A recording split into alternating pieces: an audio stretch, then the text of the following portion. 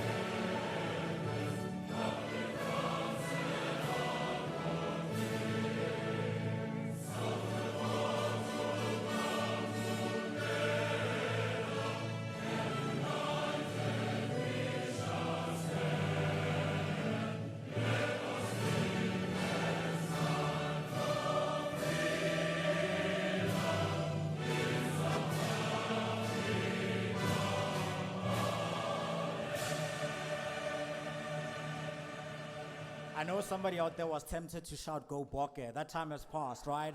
Thank you very much for joining us. Once again, you can have a seat. Thank you very much, ladies and gents. Warm welcome to everybody. Thank you very much for joining us. My name is DJ Keys from Kai FM. I'll be your MC for the night. I'll be your program director for the night. I was told for government events as program director. It's not MC, right? So I'll be with you throughout the night. We've got a few awards that we'll be celebrating. We're also bringing back last year's Innovator of the Year award winner to come through. But before we get to all of that, right, I have to first acknowledge and greet all the dignitaries that are in the house. This includes the Honorable Deputy Minister in the Ministry of Public Service and Administration. I've actually just had a short meeting with her right now. Dr. Pilane Majake, warm welcome, ma'am. The Deputy Commissioners also from the Department of Correctional Services, thank you very much for joining us for the 21st edition of these particular awards. I'm told hospital CEOs are also here. I'm pretty sure they are here to see what's happening in the health categories, who's winning. You probably want to take that and go replicate it at your own hospitals, right? That's what we hope for these awards. And the 2023 edition of the awards will also see a very special ambassador. We'll be announcing a bit later on, right? But before we get to the ambassador, there's also senior government officials in the house. Thank you very much for joining us. And somebody who will officially be welcoming us. Like I said, I'm the program director. I've been asked to come host by somebody. So the host, that is the acting executive director of the Center for Public Service Innovation, Ma'am Lydia Sebukedi, will be joining us on stage to officially welcome us and open the awards. Captains of industry, later on I spoke about health. Some of the captains of industries will be on stage. Also, I'd just like to welcome you and thank you very much for partnering with us on some of the awards that we'll be handing out later tonight. And of course, a big warm welcome to the people that are the reason you and I are here. Earlier on, I had a chat with the team from CPSI about the awards, just trying to get a vibe of what are these awards about, you know? And they tell me they get about 120, give or take, every single year in terms of people that are vying for the awards.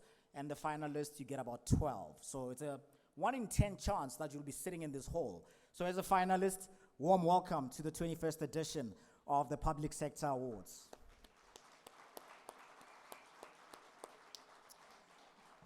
With that said, ladies and gents, I'm pretty sure you know that every house has house rules. Our house also has those. The only one from my side is that please keep your phone on silent. I know that we live in an era of content creation, right? So when friends, colleagues win, feel free to run up, take pictures of them. Just make sure your phone is on silent while you do that, right? With that said, safety is also of the utmost importance. I'd like to call Greg from Empress Palace just to give us a few tips about safety. Should anything that we don't want to happen, happen? Because we are in a heat wave. Apparently, this sort of heat wave hasn't happened since the 1800s. That's what the media says. I don't know if you believe that, but things do happen, right? Greg, Empress Palace, please come on stage and join me and chat about safety precautions.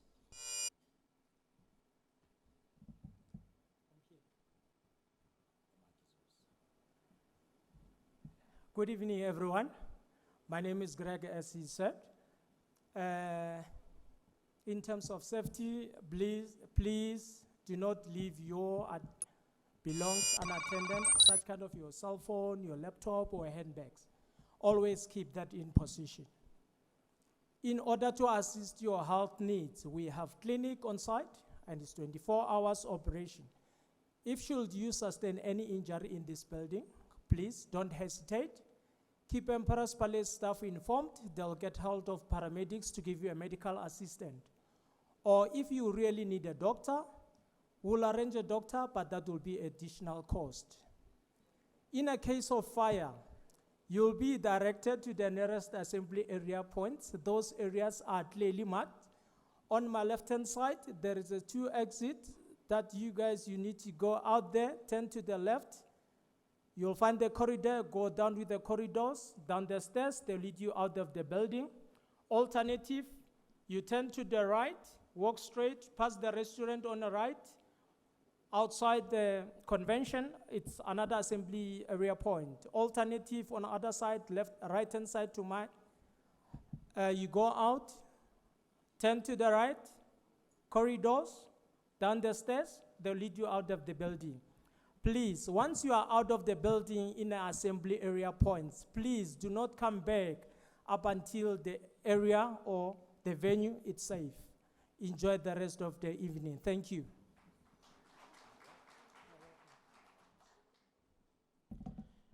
What's a South African event without make sure your belongings are safe? Hey, he had to start there, right? Anyway, ladies and gents, like I said, I'm your program director, if you missed that. Now, if you also want to access the program, just to keep tabs on what's going on, when, what time, you plan your bathroom breaks and all of that, on your table, there's a barcode that's been stuck on one of the items on your table, right? I looked at this barcode and they were like, yeah, can we give you a crash course quickly so you can tell people about it? I was like, not so much, right? But Mabatu from CPSI, she's in the building and she's going to come up and tell us a few things about this barcode, how you access it and what's on there. Mabatu, please, if you could join me on stage quickly.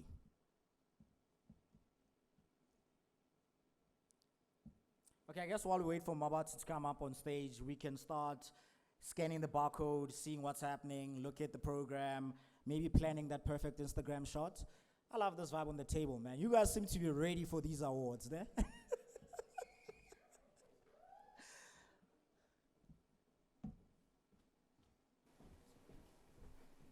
Good evening, ladies and gentlemen, Deputy Minister, dignitaries in our midst, all protocol observed.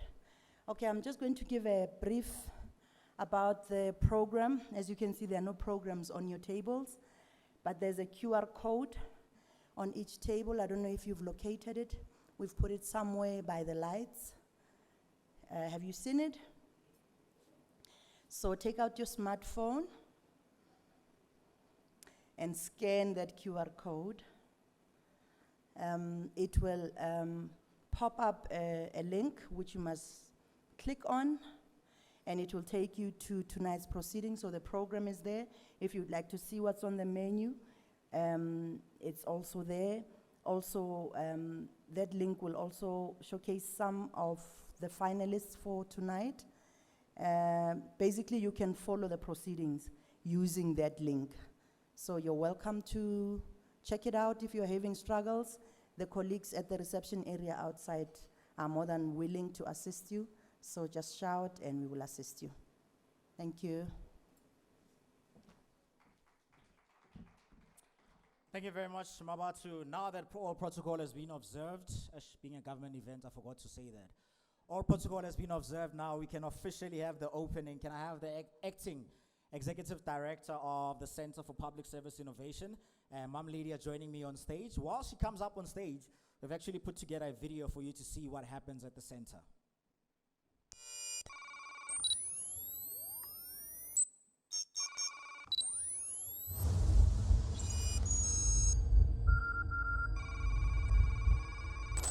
Unknowingly, most of us have engaged AI in one form or the other in recent times in various platforms. AI has become so pervasive with endless possibilities.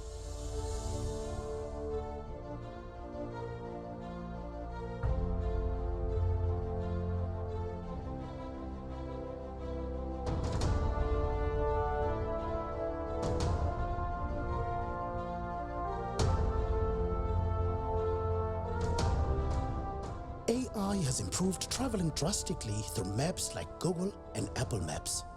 Today you can unlock your phone through facial detection and recognition, all thanks to AI.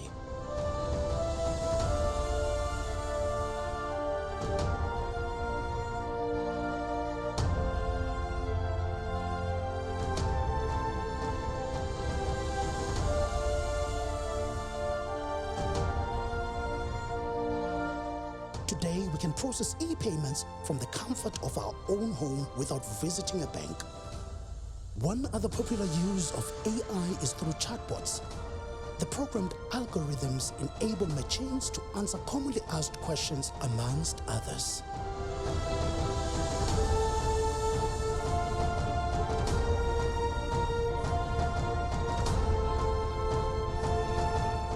Imagine the huge benefits that AI can bring to change the trajectory of service delivery.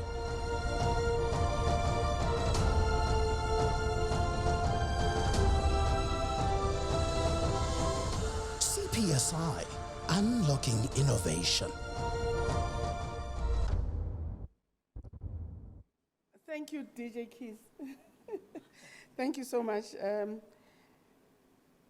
would like to pay my greetings to the Deputy Minister, Dr. Kanapilani Majake, and Advocate Majake. The Malawian delegation led by the Permanent Secretary, Ian Changwalu, executives, CEOs, DGs, DDGs, HODs, and all senior managers from all spheres of government. The panel of adjudicators led by Mayor Ntsadim Mutusi, all our partners from the private sector, our sponsors, notably GEMS, Metropolitan Health, and BCX, innovators amongst us, the staff of the CPSI, honorable guests, ladies and gentlemen, all protocol observed. Good evening to all of you. I'm just being a public servant.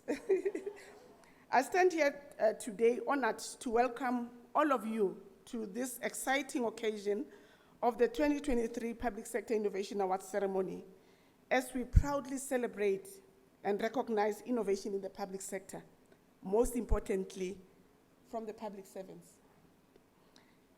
One can ask, is innovation relevant for the public sector? Yes, public sector innovation is a growing field the world over as governments find ways of serving their citizens. As a country, we note, as proven by this annual ceremony, that innovation is indeed relevant to the public sector. We have noted as CPSI from an OECD innovation meeting. OECD is one of the global organizations that are there, that held a meeting yesterday and today on how countries should start running awards like the ones that we have. And we have our neighbors like Namibia that are going to hold for the very first time in an awards program and a conference, probably early next year, to push the public sector innovation agenda. And OECD today, they were calling for innovations to be submitted into their repository, to share, so that we can share worldwide.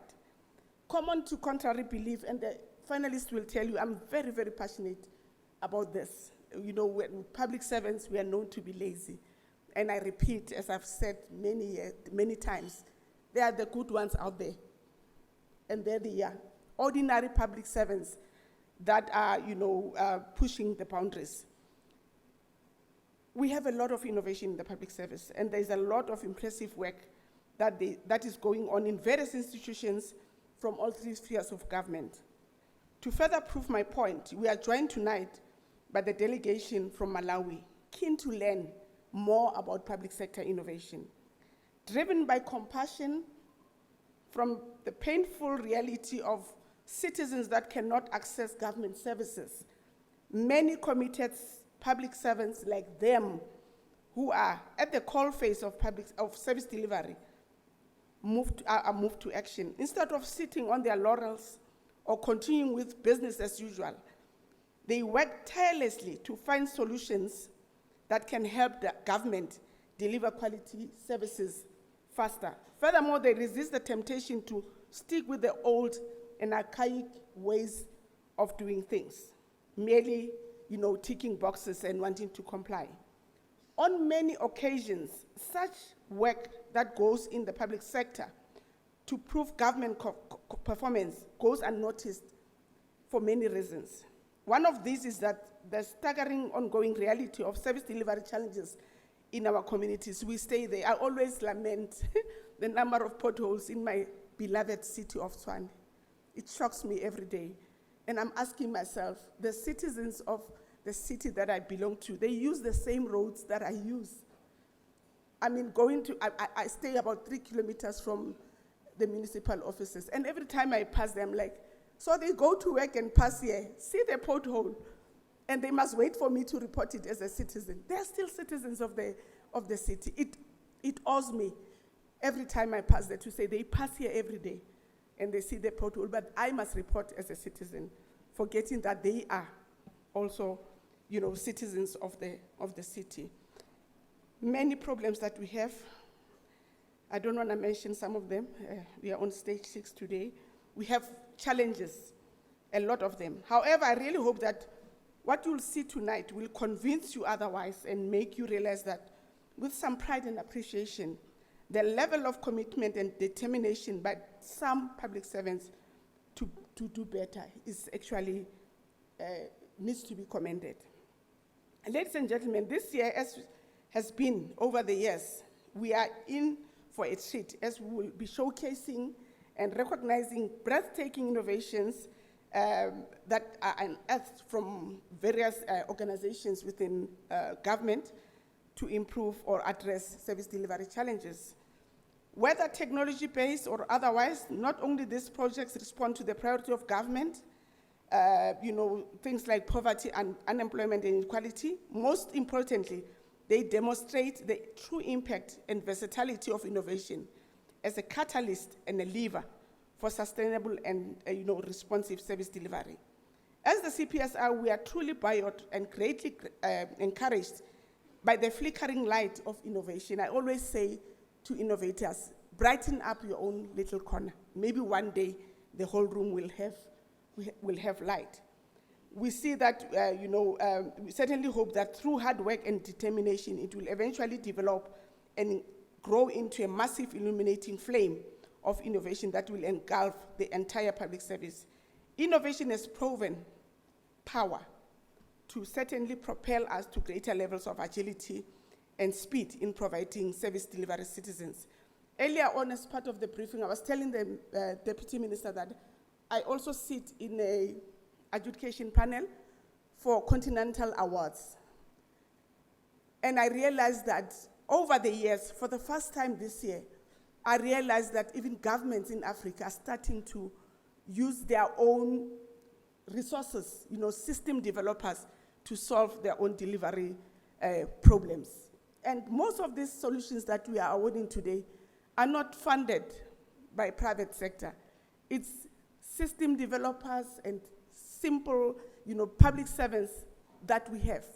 So it's really, we want to see them, sharing whatever the innovations that are coming in. If you come from public service, please contact us if you're interested in any of their innovations. Contact us, we'll create those linkages. It's our mandate to make sure that we facilitate, the entrenchment of innovation in the public service so that we can make this country a better place. We are not going anywhere. This is home. We have to make it work. There's no way that all of us can decide, I am migrating. We have to make it work. We have kids. We're going to have grandchildren so that when we leave, they are able to bear, enjoy the fruits of our labor. Thank you so much, Program Director. I hope you are learning a lot about the public service. We're dispelling myths about lazy public servants. They are good ones, and I count myself amongst them. Okay, yeah. Have a seat there. Whew. No, I'm learning a lot. I don't want to lie. Ladies and gents, that's Lydia Sibukeli, the acting executive director of the center. And some of the things that I picked up in what she had to say, it's stuff that I actually encounter on a daily basis, right? I work for a radio station, so you know the calls we get. The other day we were talking about water. People in Mayfair were not happy. 6 months without water. What do? Like Mom Lydia said, everybody's painted with the same brush. They are all so useless, you know? I've heard a slogan the other day that's 2024 is our 1994 because people feel like, yeah, no, these guys are not delivering. So for me personally, as I'm learning a lot, as I'm here as a program director, nights such as this are very important, you know, where you highlight that, yes, there's a lot of work to do. Yes, you know, we've acknowledged our mistakes, but we do have those public servants that are also going the extra mile, you know. They're going beyond their call of duty. They're trying to find innovative solutions for government to help with service delivery. So I'm very impressed, and I'm hoping by the end of the night, I'll be singing a different tune. Talking about singing a different tune, these are awards. When we started, I said, they told me they get about 120 in terms of entries. That should increase because of countries like Namibia and Malawi see the beauty of this and they want to replicate it where they come from. I feel more public servants also need to be encouraged to enter, right? But talking about entering, there's always drama where awards are concerned. So the people who are receiving these entries, the people who have to judge, the people who have to say, hey, you know the solution by Para is actually better than what Grootske has given us. The adjudicators, they've got a very tough job, man. So I'd like to welcome on stage and also please ask you to join me on stage the chairperson of the awards adjudication panel, that is Mamuntadi Matusi. Abusheni, Huyanant, program director. I am not from public service, I'm from private sector. Yes. So I don't want to mess up a title, so I'd rather say all protocol observed, which is safe. Okay. Good evening, ladies and gentlemen. I do welcome you, including all nominees and my fellow adjudicators, to yet another prestigious ceremony of the 21st Public Sector Innovation Awards. Over the years, the annual event has always been made possible by the unwavering support of the Center for Public Service Innovation and the Ministry of Public Service and Administration. The event encourages all of us to find innovative approaches to conduct government business smarter, faster, efficiently, and effectively for an improved service delivery at the coalface of public service. The aim of the event is to unearth, showcase, recognize, and reward innovation excellence that emanates from public servants working in the public sector across all spheres of government. The innovation excellence is one with potential to yield impactful, innovative solutions to service delivery challenges that adversely affect the historically marginalized citizens. This is in sync with the CPSI's mandate, which is to entrench and to inculcate the innovative culture and practice in the public service to improve service delivery to citizens. As such, tonight we gather here to honor and recognize the outstanding public servants who have dedicated their lives to serving and making a positive impact on the lives of others through their diverse, innovative solutions. Public service is a noble calling that requires selflessness, dedication, and a genuine desire to make a difference. I have no doubt that public servants that we are here to honor tonight possess these qualities. Dedicating time and resources on developing innovative solutions by these public servants vividly proves that they have gone beyond their call of duty in the public service. Their innovation work has touched the lives of countless individuals, leaving a lasting impact on our community. They have built bridges of understanding, provided support to vulnerable, and championed causes that promote equality, justice, and inclusivity. As we honor these public servants, let us also remember that it is through collective innovation efforts of dedication, individuals that can be strong and compassionate, equitable, and self-sufficient communities.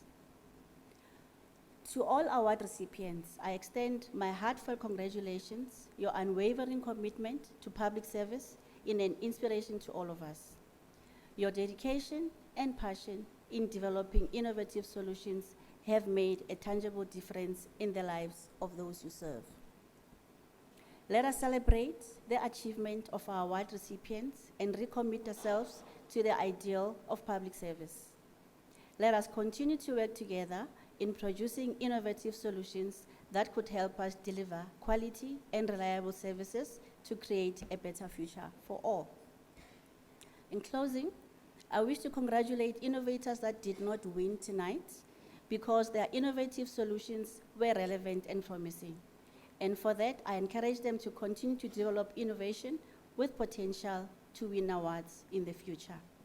I'd like to leave you with this. The enterprise that does not innovate ages and declines. And in a period of rapid change, such as the present, decline is very, very fast. I thank you.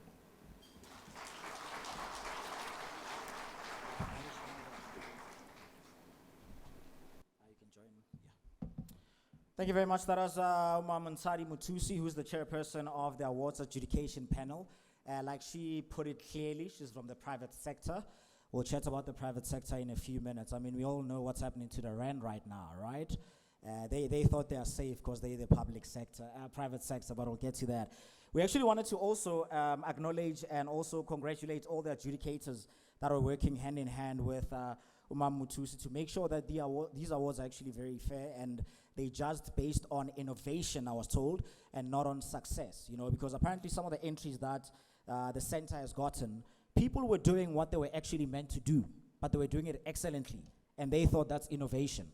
So automatically they're like, you're doing a brilliant job, but you are actually meant to be doing that, you know? So we are here to also honor those that came up with innovative solutions, people who came up with something that's never been done before, you know? Some saw it being done in a different department, like you'll see with one of the awards we're giving out, and they took it and went and replicated in the department that they work in.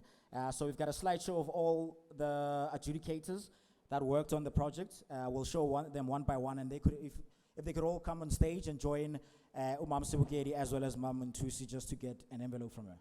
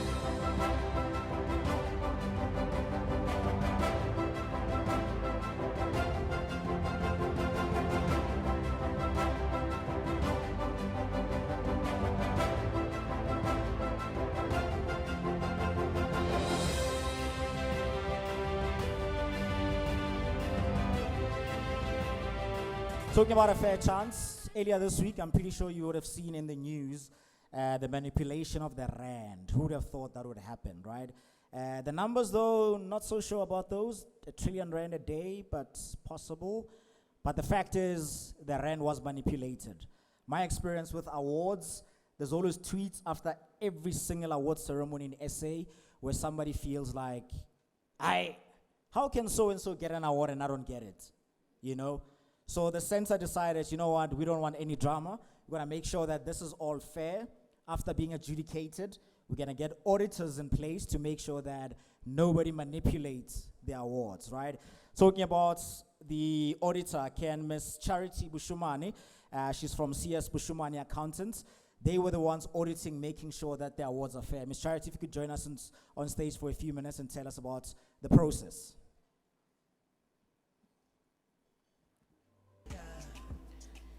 Good evening, ladies and gentlemen, distinguished guests, the director, the minister, the deputy minister, and all protocol observed.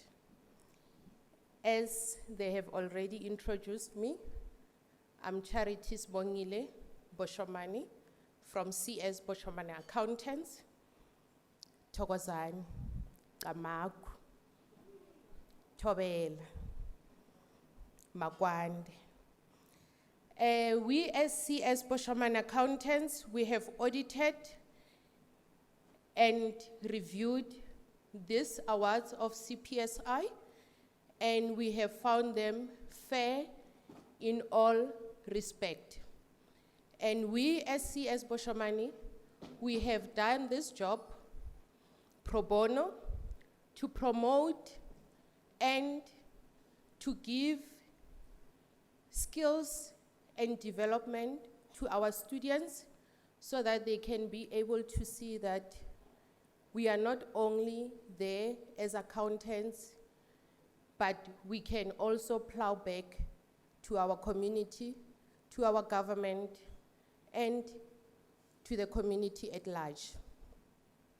At CS Boshomani Accountants, we have went through the awards adjudication with the adjudicators, and we say these awards are fairly adjudicated. And we like to thank all the participants of these awards and say, those who didn't win, it's not the end of the world, it's just somewhere, somehow, you need to have a winner. It's not that you didn't make it and your job was not recognized, but unfortunately, there was somebody better than you. Keep up the great work and continue. Aluta continua. Thokozani, Kamaku, Thobela. Adios. Amen.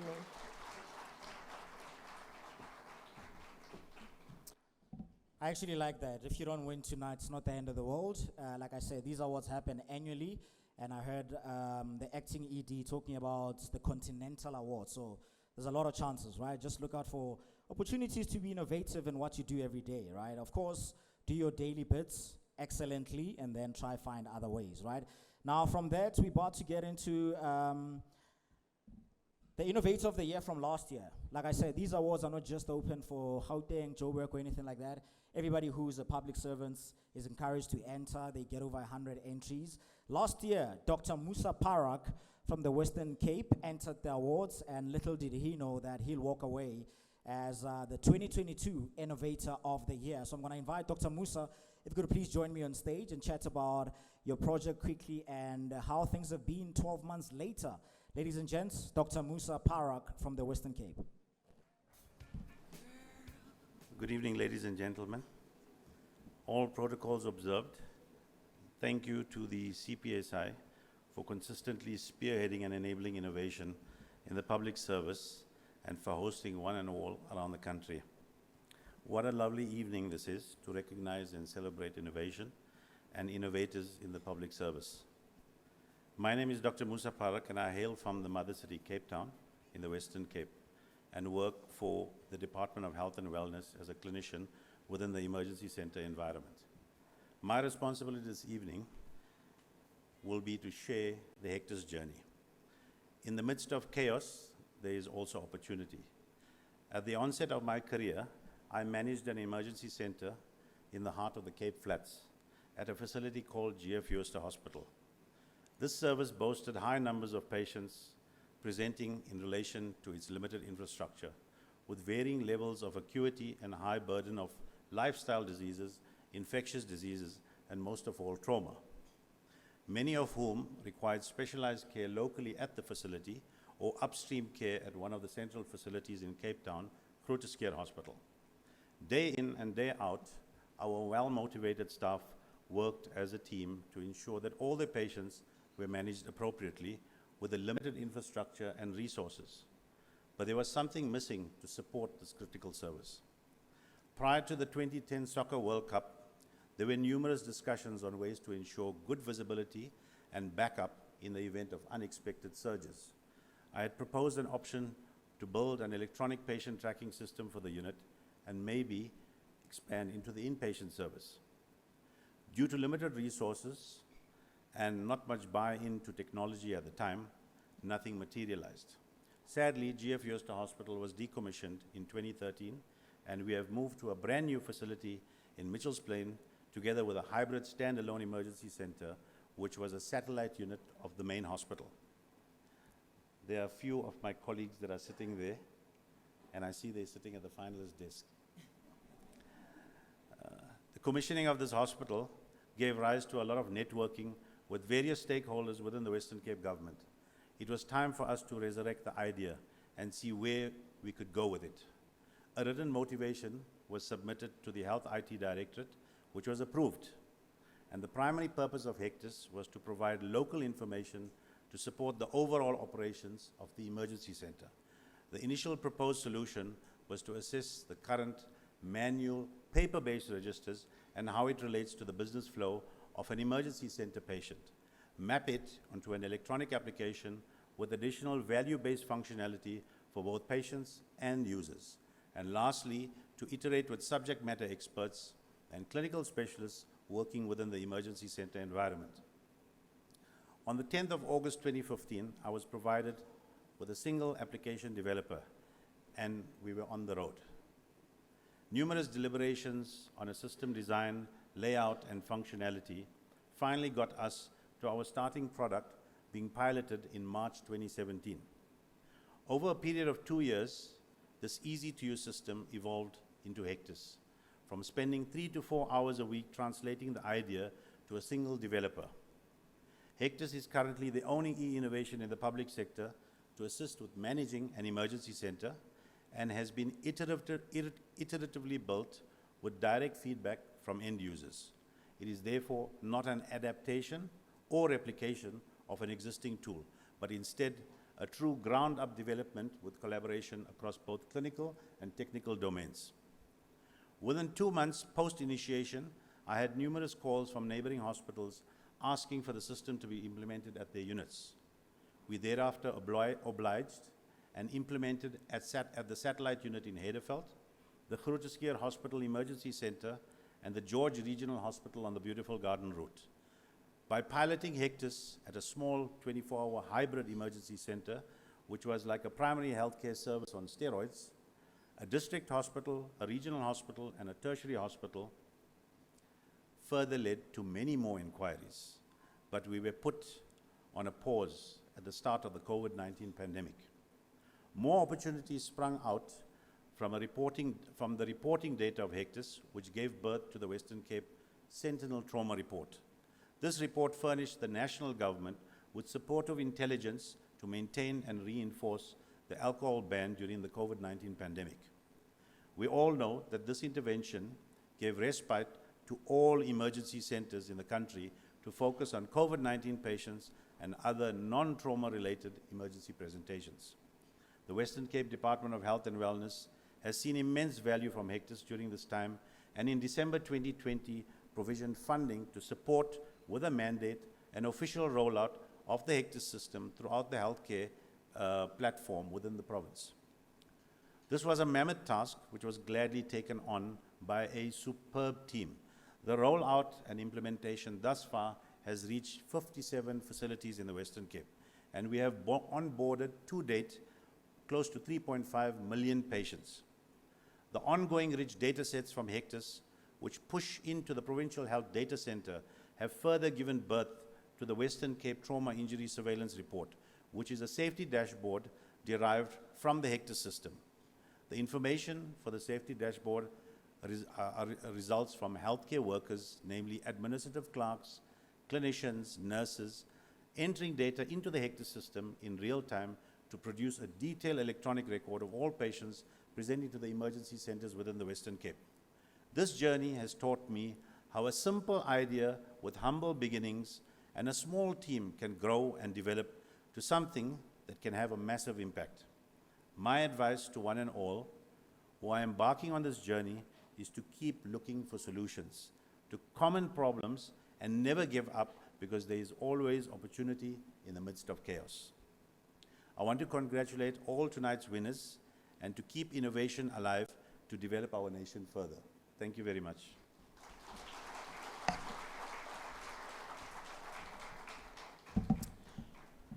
Thank you very much there to Dr. Musa Parak, all the way from the Western Cape. He said something quite important, right? He said in the midst of chaos, there's an opportunity, right? We live in South Africa. The very first thing, Greg from Empress Palace, if you came late, if you missed that very important announcement, number one was make sure that you look after your belongings, right? So we know that South Africa has a very big crime problem. It's a problem that it's in the news daily. It's in the news.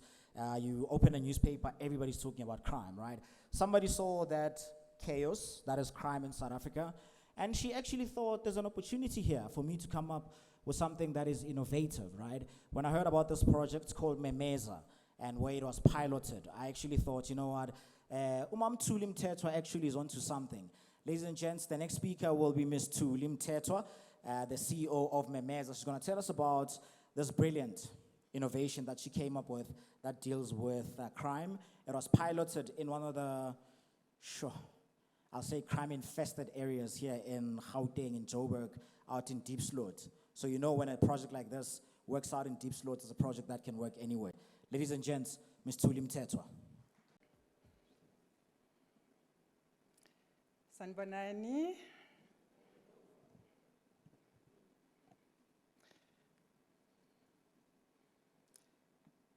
Esteemed colleagues and fellow innovators, Deputy Minister, all protocols observed, I greet you all. My name is Tulim Tetwa, and I'm the founder and CEO of Memeza Community Safety Alarm Systems, a registered innovation. Today, I stand before you not just as the founder of Memeza Community Alarms, but as a survivor. I'm a survivor of gender-based violence.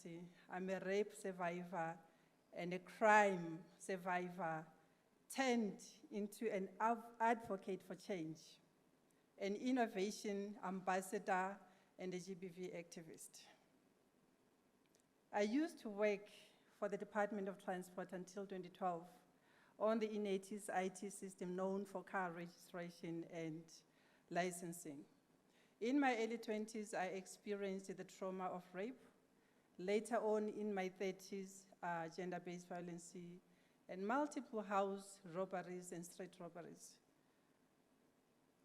I took that it was the norm, and I'm strong, I survived. It wasn't until my younger sister's family fell victim to a brutal attack in March 2012 that I decided to take action. This marked the beginning of my mission to fight crime and gender-based violence.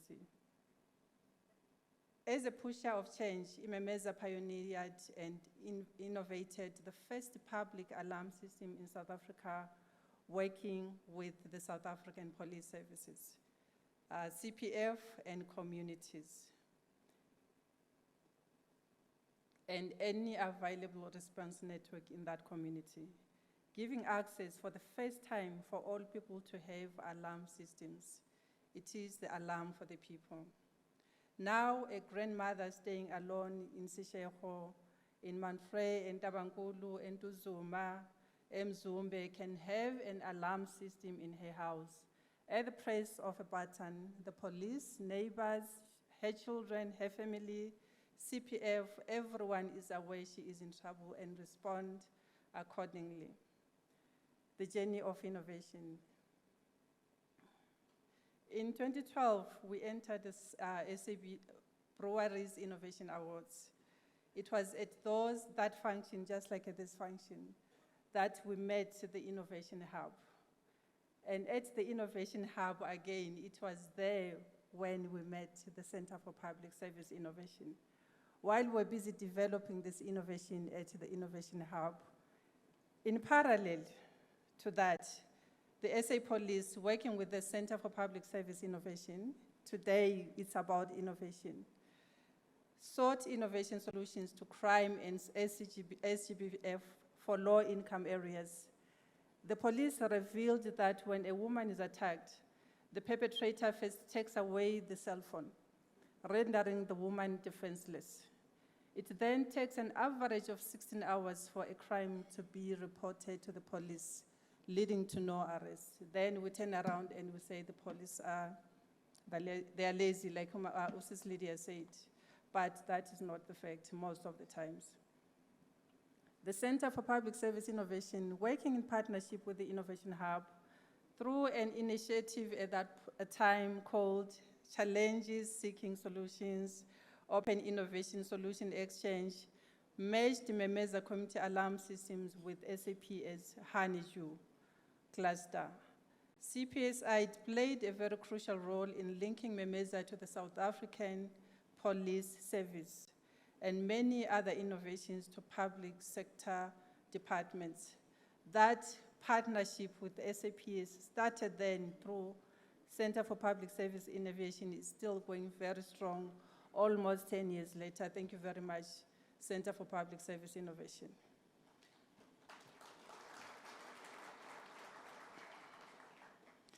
The 2015 pilot in Diepsloot, again spearheaded and monitored by CPSI, demonstrated significant results, reducing SGBVF by 26%, murder rate by 9%, ICT schools theft by 98%, and improving police response time from 16 hours to just 7 minutes.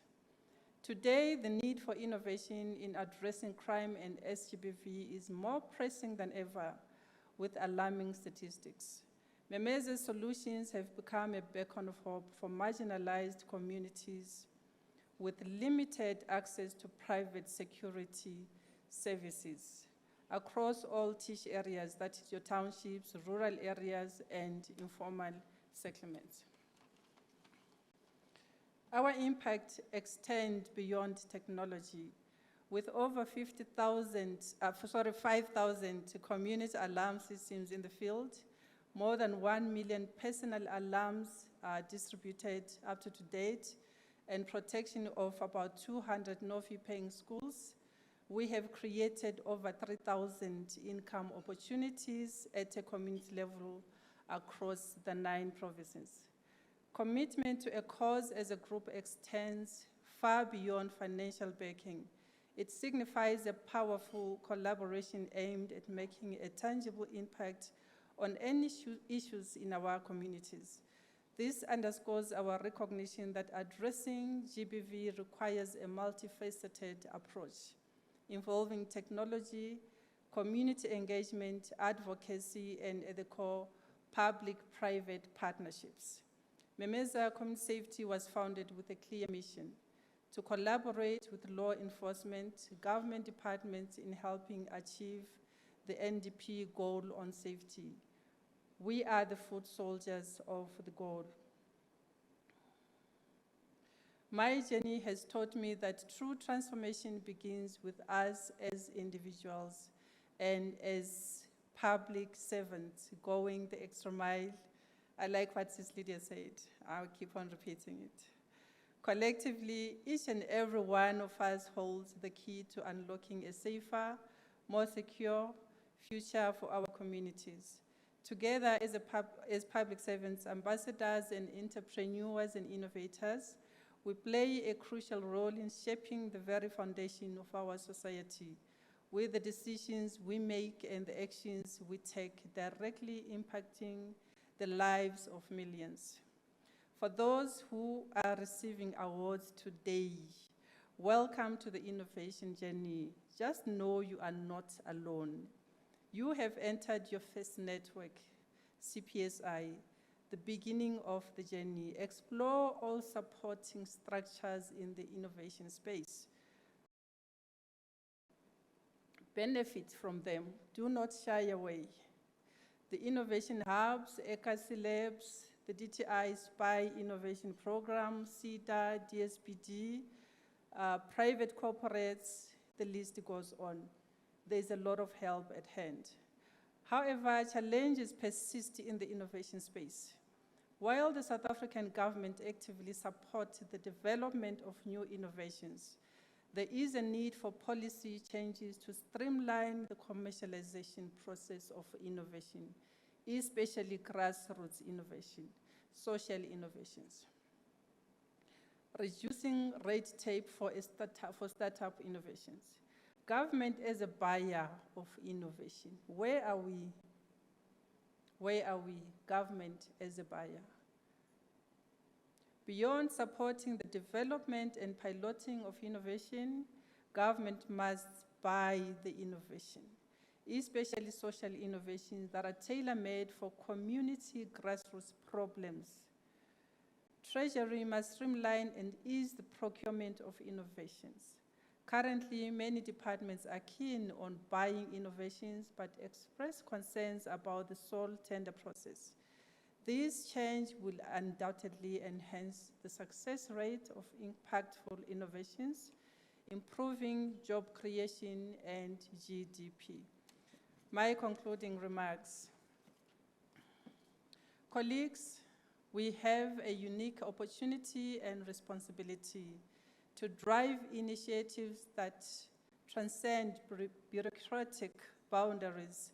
Imagine the impact of a quarter of all public servants becoming advocates for change within their communities, instigating conversations, promoting awareness, and actively participating in the formation of community-driven solutions.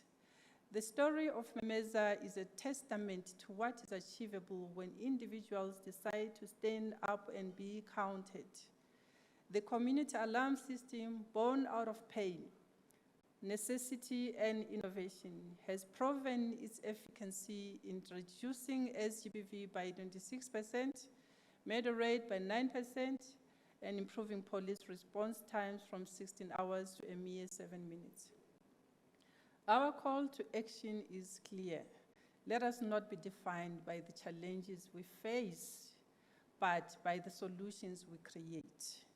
Street by street, committee by committee, we can forge a safer South Africa. It's about more than policies and procedures. It's about a collective mindset shift that says, enough is enough. Kwanele. Ngiyabonga.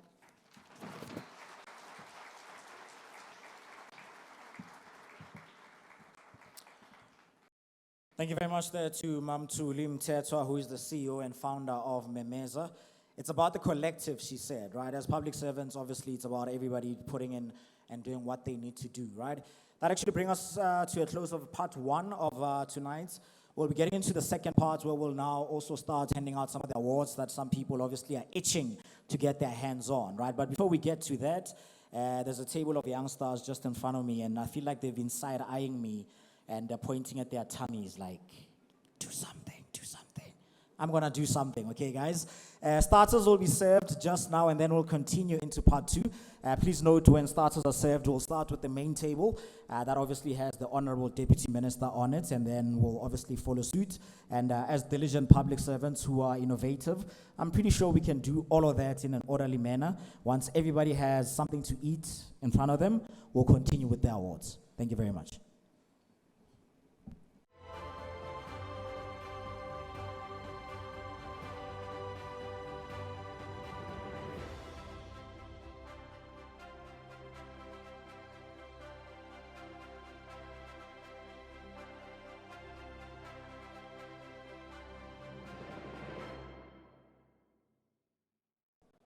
ladies and gents. I'm hoping everybody's got something to drink, something to eat. I'm aware that some of the tables, especially the ones that are here in front, have now started queuing. We're going to continue with the program while we also, some people get food, right? So don't run and think, yeah, no, I'll have my mains later. It's fine. You can continue the queue. The program will, however, continue. So you might miss a photo op or two, but it's all good, right? Talking about photo ops, everybody's table, like I said, has a QR code that basically gives you the program for the day. I'm pretty sure you're looking at it and you're like, typical government events, right? The deputy minister was supposed to be on. Where is she? She's coming, right? And on that QR code, after getting that app and all of that, right? The guys have just told me that there's also a nice photo booth in there. Like when you take a picture, it puts a hashtag and tags whoever's talking at the time. So it's all about innovation. So we are showing off just a bit as the Center for Public Service Innovation. With that said, ladies and gents, are you guys ready to continue? Do I still have your attention? Some people. Okay, we know it because we're chewing. That's good, that's good. At this present moment, I'm going to ask the Honorable Deputy Minister to join me on stage. This is for the keynote address. If we can, try and listen as much as we can. So, Honorable Minister, please come join me on stage. That is Dr. Philani Mashake.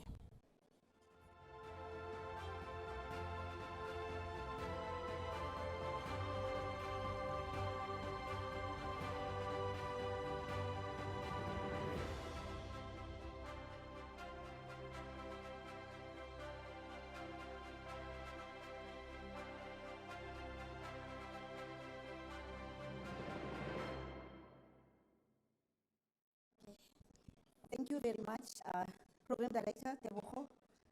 Good evening. Let me begin by acknowledging the organizer and acting executive director of the Center for Public Service Innovation, Melidia Sebukedi, accompanied by PS Kudrat and the team from CPSI. Also, I acknowledge in our midst the auditor, Charity Bushomani. Charity, we continue to appreciate the services that you provide to Center for Public Service Innovation Awards annually, free of charge. I wish to also acknowledge the chairperson, Ms. Hadi Mutusi, and the panel of adjudicators and all CPSI partners, international guests in our midst from the Republic of Malawi, led by Permanent Secretary for Public Service and Administration in Malawi, Mr. Ian Chingwalo, and the UNDP representatives present here with us. Also, I wish to acknowledge the DGs, HODs, CEOs, and all senior management and public service employees present here, the sponsors, BCX, Metropolitan, and GEMS, innovators from across the country. You saw me coming in with Diane Rekosi, the one that also does hackathons with us, bringing about more and more innovation to us. Honorable guests, all protocol observed. Program Director, Tebogo Mothabi, DJ Keys, it is a pleasure to address you tonight, to address this auspicious occasion of yet another Public Service Innovation Award. This annual award ceremony is without doubt an extraordinary event and unique occasion used for recognition and celebration of innovators across government and among ordinary South Africans who, against all odds, push boundaries to improve public service delivery. And in this regard, we appreciate Metu Limpetwa, who was actually just coming from the public to come up with that innovative idea of Memeza. When I listened to you carefully, I could hear you asking, where is government coming? And these are matters that we continue to look at. Also at the same time, looking at whether we should actually be the ones that own the intellectual property, because as you know quite well, when we begin to use government funds to actually come up with ideas, at the end of the day, what is important also is for government to have ownership of intellectual property in order for us to manage to provide these services to South Africans in a way cost-effective. Heartfelt appreciation to all finalists tonight and all who responded to the call for nominations that the CPSI made earlier in the year to submit your innovative solutions to public service delivery. You bravely chose to weather the storm by exploring solutions to challenges often invoking backlash from pessimists who never believe that problems can be managed and worked out. You epitomize the vision of the CPSI to build solution-oriented public service in the lives of the people of South Africa. Yes, we can as South Africans. No one has the right to tell us where we are failing. In our weaknesses, therein lies our strengths. You have demonstrated beyond any doubt the wealth and depth of innovation and creativity amongst our public servants. You have distinguished yourselves as true public servants of the future who carry with them the hopes and aspirations of our people for a better and brighter future. You have dispelled the myth that public servants are complacent and disinterested. And I do understand and know that from amongst us we do have such public servants, but it's not something that should actually be generalized. Tonight, we celebrate you. We celebrate innovation and its demonstrated value as a catalyst to improve service delivery.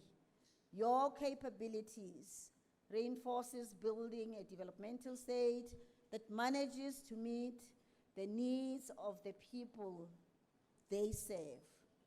Program Director, the National Development Plan has exclusively singled out innovation as one of the fundamental vehicles that can propel us on a developmental and growth path to achieving Vision 2030 for a better life for all. A better life for all, we promised South Africans right from the beginning when we entered constitutional democracy, and these were the words of Tata Mandela. This award program certainly contributes in that regard.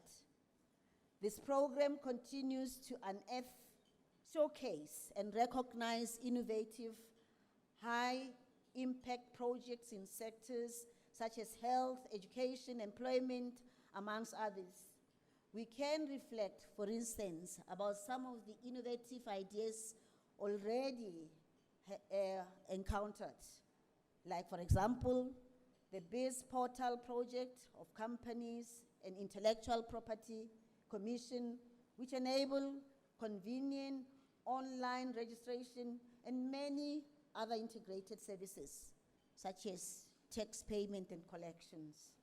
There's also the digital fingerprint project, it's still very new, which enables the identification of the deceased through digital fingerprint reading technology that is currently being rolled out in Gauteng and Limpopo. This is just the beginning. It will later be rolled out in all other provinces. What is important about this innovation or innovative idea, it actually helps families to manage to recover bodies of the deceased relatives. The hospital and emergency center tracking information system is but one of the other innovative projects which was presented here earlier. The Central Chronic Medication Dispensing and Distribution System, also commonly known as WPMEDS, creates alternative access to chronic medication for stable patients. And the list goes on. And one of my favorites is the one that actually manages to identify patients that move around from clinic to clinic collecting medication and becoming very cost-effective for the, costly for the country. And now, through that innovative ideas, it's possible to know if a patient has already collected medication and you are not actually having people double dipping anymore in government medical systems. Ours as government is to sustain and maintain these innovations to ensure greater impact. Within the spirit of innovation, we must continue to prioritize efforts to build professional and ethical public service as a key pillar of a capable developmental state, meeting the NDP goals towards realization of Vision 2030. The CPSI mandate promotes increased collaboration between government institutions and inclusion of women youth, and people with disabilities to fully leverage innovation as one of the main building blocks for a capable state.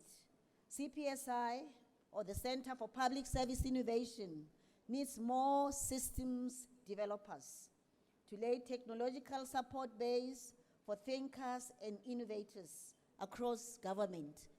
And Lydia always says, I know this is your favorite and most prioritized system that you want to see being developed. And it's just for the one reason, that for years this government has actually had to operate technologically on softwares that are licensed, that are very expensive, that actually disappears when the contract actually ends.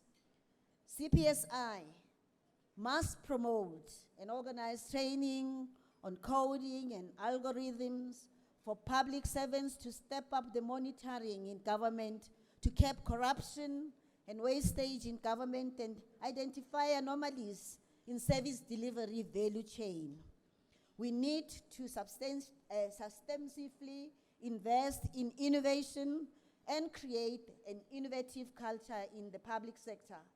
This will help attract and retain the best innovators in public sector and empower officials who are enthusiastic about fulfilling government's commitments to the people of South Africa. But most importantly, we need to take a leave from all the officials who have submitted projects for innovation awards, whether this year or years that passed, winners, finalists, and those whose projects did not reach the shortlisting. None of them were driven by a burning desire to win.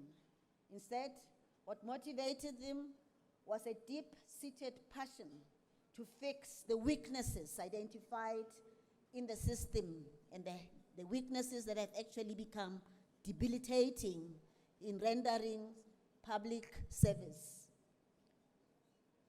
Program Director, let me once again take this opportunity to congratulate all those who entered for the 2023 Public Sector Innovation Awards, and in particular, our finalists and winners, and all those public servants whose projects have made it up to the stage of being finalists today. The Public Service Innovation Awards program harbors our hopes for many more quality projects from public service institutions across all three spheres of government to bring about a modernized, enabling environment for improved service delivery, which is what we always look for, to be in the position to provide more effective and efficient public service, which is our business as a Department of Public Service and Administration. I hope you all are inspired tonight. I thank you.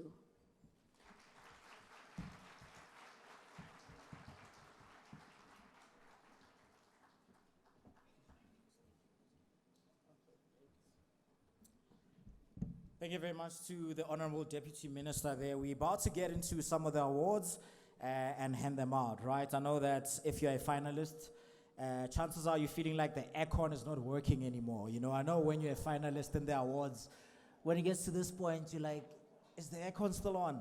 Trust me, it's working just fine. It's still on, right?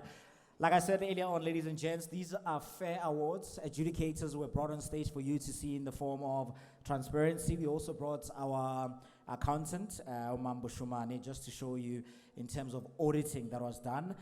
So trust me when I say fairness is something that we put at the extreme top, right? It's very important to us. It's so important, in fact, that for all the awards, I'll be getting an envelope. It's not even in my script, if you don't trust me. See? It's not even there. I don't even know who won, right? But before we get to those, right, the big awards have 4 different categories that look at different things that different people do in the different public sectors. And sometimes we get people who enter the awards and you feel like this project is so good. They don't qualify to win because they don't meet the criteria. I mean, you were doing your job and it was excellent, but the Honorable Deputy Minister felt that there needs to be special ministerial awards tonight. So 2 projects will be handed special ministerial awards. So ladies and gents, to start the night, we'll start with those 2. And let me first get the envelopes and then we get straight into it. The minister will be on stage throughout. So please, if you get an award, get on stage, stay on stage, photo ops, content creators, feel free to run behind our official cameraman, do your thing, and then you can get off, right? We won't rush you off stage. Anyway, 2 ministerial awards we're handing out today as I'm getting the envelope.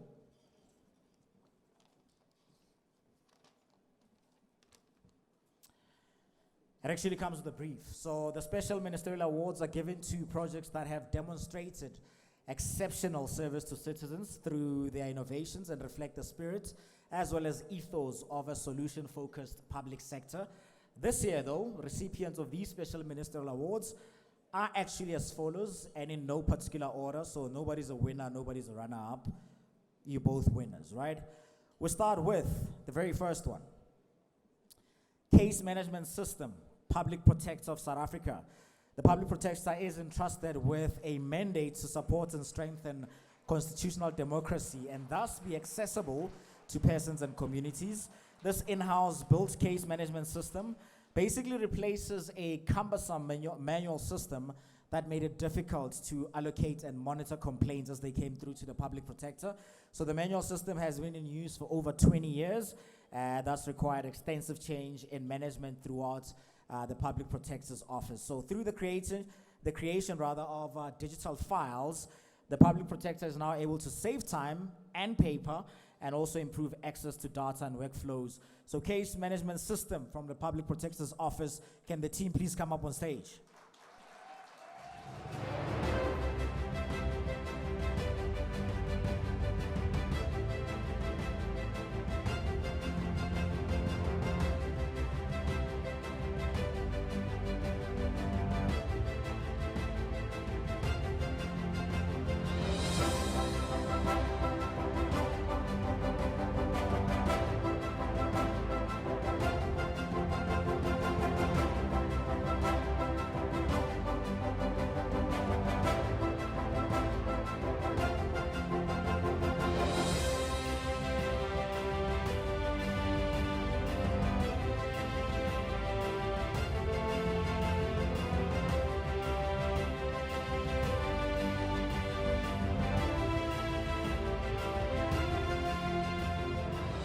That's exactly what we want to hear. Thank you very much for that loud cheer, guys. That's what we want to hear. These guys have worked very hard.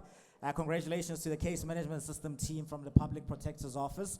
The second special ministerial award goes to KZN. If you are part of Izipho Zokuphila team, please come closer to the stage. Now, ladies and gents, Izipho Zokuphila is actually motivated by the tragic passing of the late Uyinene Mkhwetjana. If you remember the case of Uyinene, this particular team is inspired by that and the increasing scourge of GBV as well as human trafficking. Now, the team actually developed a discrete GPS fashion accessory that women can and kids can actually use.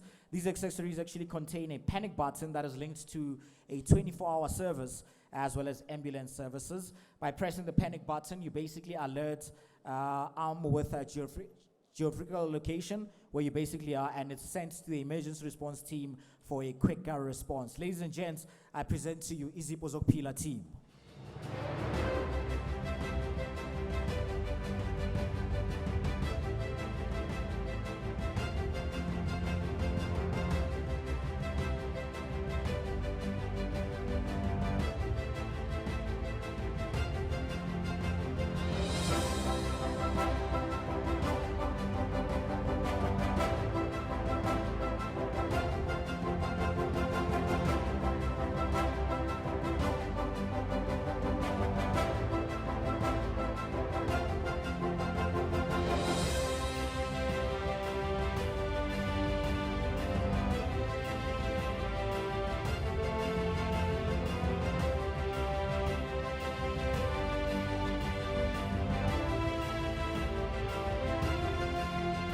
now going to get into awards that actually celebrate and recognize trailblazers within the public sector. The Honorable Deputy Minister will basically now recognize public sector innovation trailblazers. Once again, I'm going to get a look at that, huh? Just like magic. Thank you very much.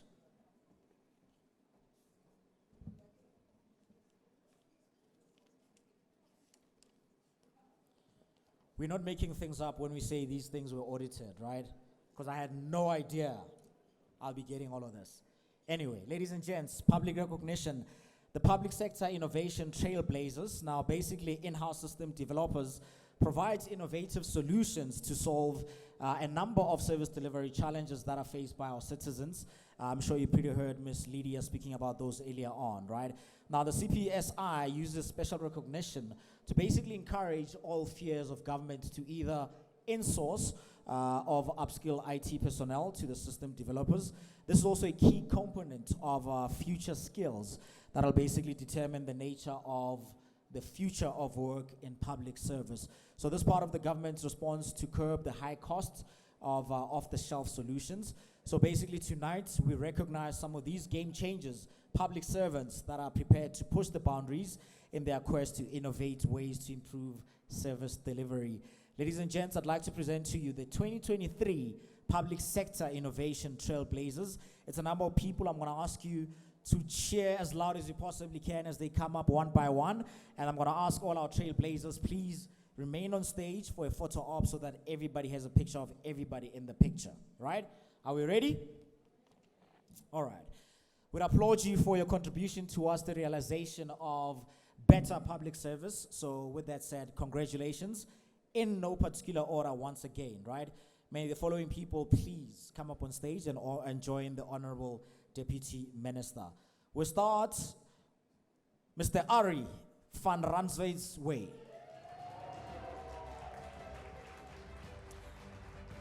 The next people to join us on stage seems to be a team, the Digital Patient Journey team from the Eastern Cape.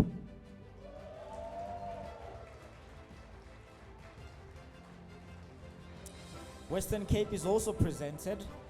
I Am EMS team, please come join us on stage.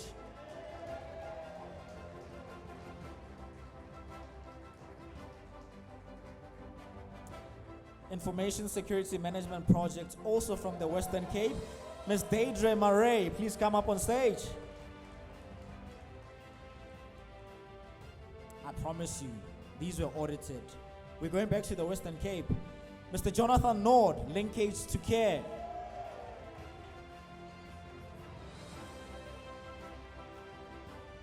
Gauteng will be represented by Mr. Kutlwano Matroja, the Salga Matrix, Salga out in Gauteng.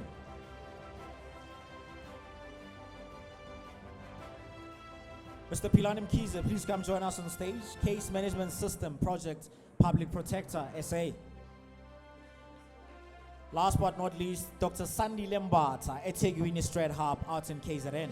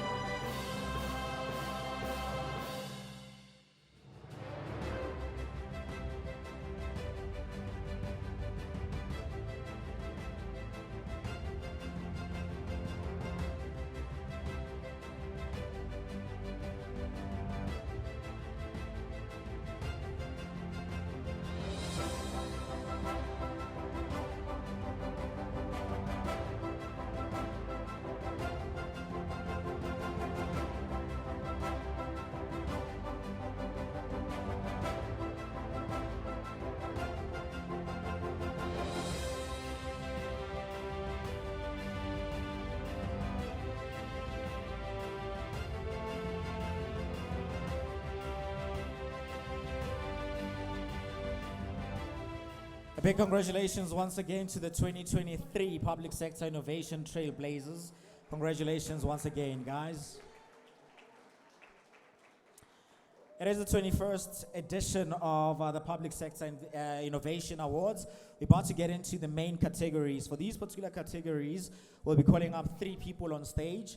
We'll have the second runner-up first, the first runner-up, and then the overall winner. We've got 4 different categories, and the winners of the 4 different categories are all vying to be named as the 2023 Innovator of the Year. So, yeah, don't be surprised when you see the same person back on stage, right? With that said, we're going to get into category A. This is a category called replication and adaptation of an innovative solution. What this basically means is somebody saw the traffic department doing something and thought that could actually work in health. No, somebody in the water department thought that could work. So this basically means you saw an innovation being used in a different department and you basically took it, adapted it, and also replicated where you work. So we'll be handing those out in a few. Replication and adaptation of an innovative solution. The finalists are Sclerotinia plant disease, Department of Agriculture, Western Cape. The Sclerotinia plant disease is caused by a fungus that is heavily influenced by environmental conditions leading up to and during the flowering period of canola, which makes predicting outbreaks very difficult. This can lead to significant yield losses. The losses can be severe during periods of higher moisture, cool conditions, and high humidity, which favor disease development. Furthermore, inspecting the fields physically is time-consuming and labor-intensive. It is for these reasons that the team sought to find an innovative way of monitoring this plant disease. The innovation lies in the integration of compact camera technology to address this canola disease.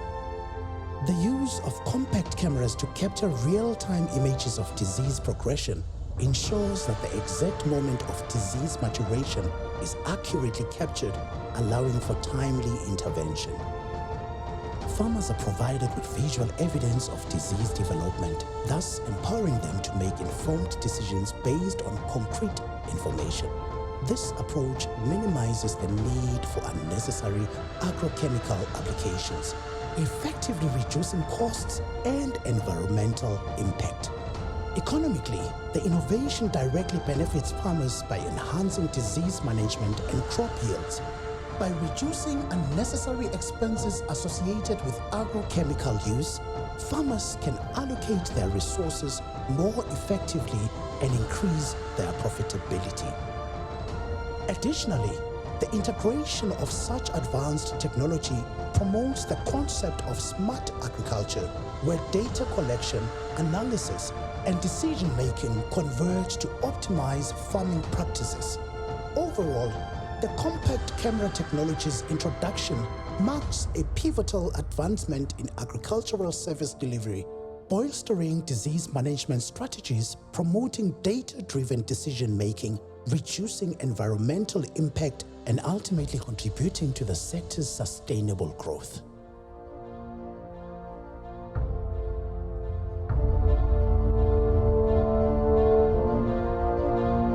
Water Saving Initiative, Groote Schuur Hospital, Western Cape. South Africa is a water-scarce country, thus we need to save every drop that we can. Hospitals, by their very nature, are high consumers of many commodities and natural resources, including potable water. Furthermore, autoclaves are used in hospitals and use extremely high amounts of water. The innovation is anchored on the reuse of the wastewater produced by autoclaves that are used to sterilize surgical instruments and the water used by the theater staff before surgical procedures. Normally, this wastewater is discarded through the sewer system. The hot water from the autoclaves is redirected through an aftercooler into holding tanks from where the water is reused. This system is simple in design and requires very little maintenance and is easy and cheap to install. The introduction of this innovation has reduced the overall water consumption of the hospital, thus reducing the general running costs. This has led to a saving of an estimated 1 million liters of water per week, which equates to an estimated saving of 54 million liters of potable water per year, thus reducing the hospital's carbon footprint drastically. The hospital used the savings to upgrade wards and procure new medical equipment to further improve the overall health care. I think it's only fair The that we show Salgam- you. Sorry, I think it's only fair that we show you what the different nominees have entered, right? So we've gone through 2 now. We want to get into the last one in terms of this category, and then we hand out the award.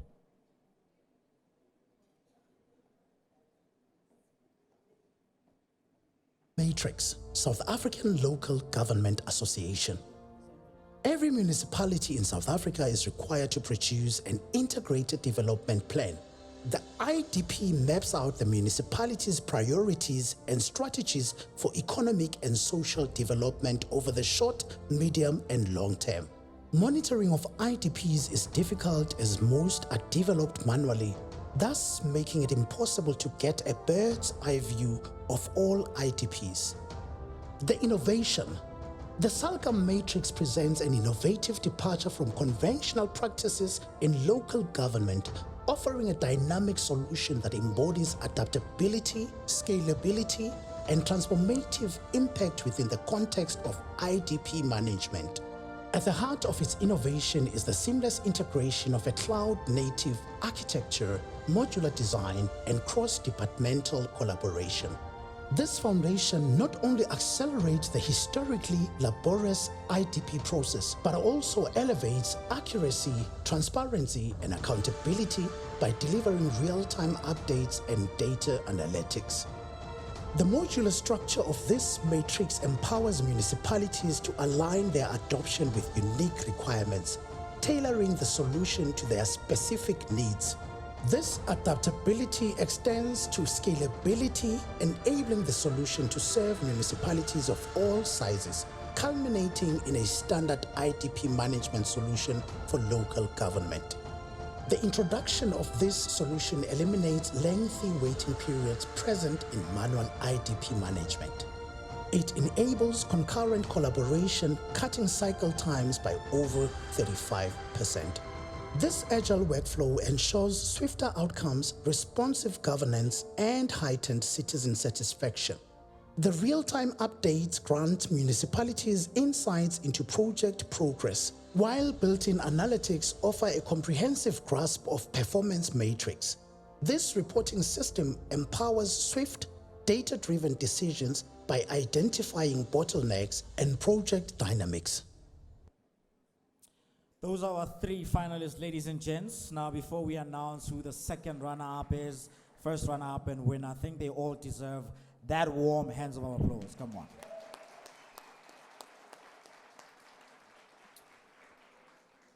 I've got my envelope in hand, but before I even open it, would I please ask Ms. Nsadi Mutusi, who is the chairperson of the adjudicators for these particular awards, to please come join us on stage.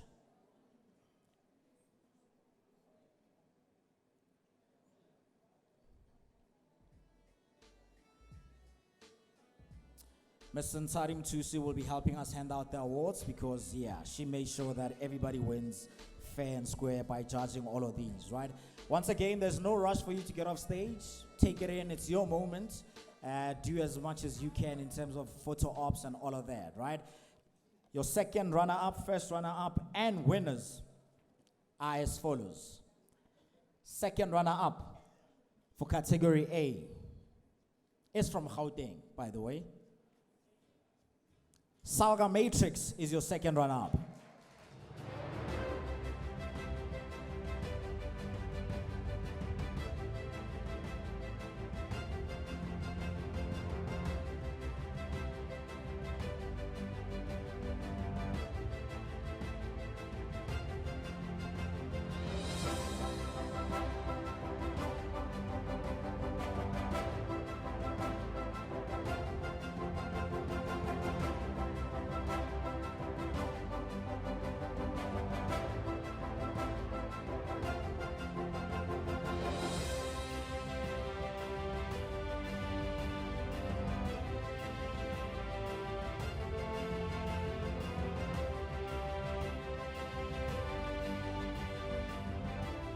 I swear every time I open an envelope, I think, is Dr. Musa involved in judging all of this? He's from the Western Cape, isn't he? I'm joking, man. Western Cape, the first runner-up for this particular category is from there, and they're from the Department of Agriculture. The first runner-up, monitoring sclerotia plant disease using a self-built camera sensor network.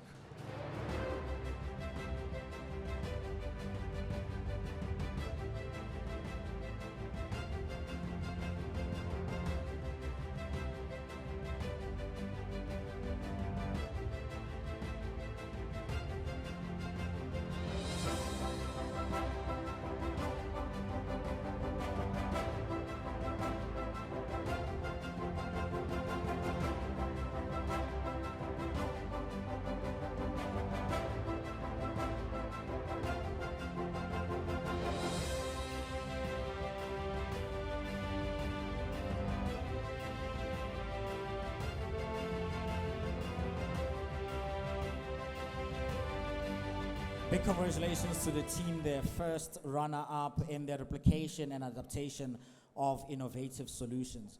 You know where I'm from, right? I'm from a township, and Ekasi, whenever something almost happens, what we say is, hey, we're about 5-2, you know?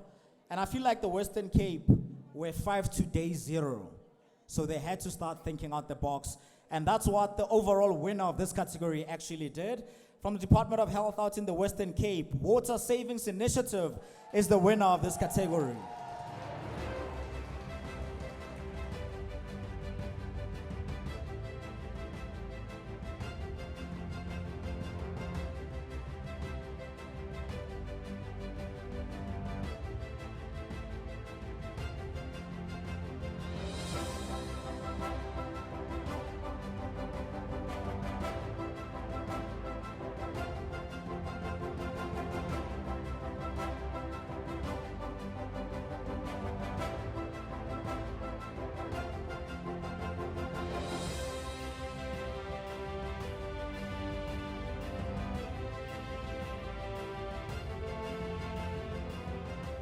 Congratulations to everybody who came up on stage. Thank you very much. Like I promised, you see, we're not even rushing them, right?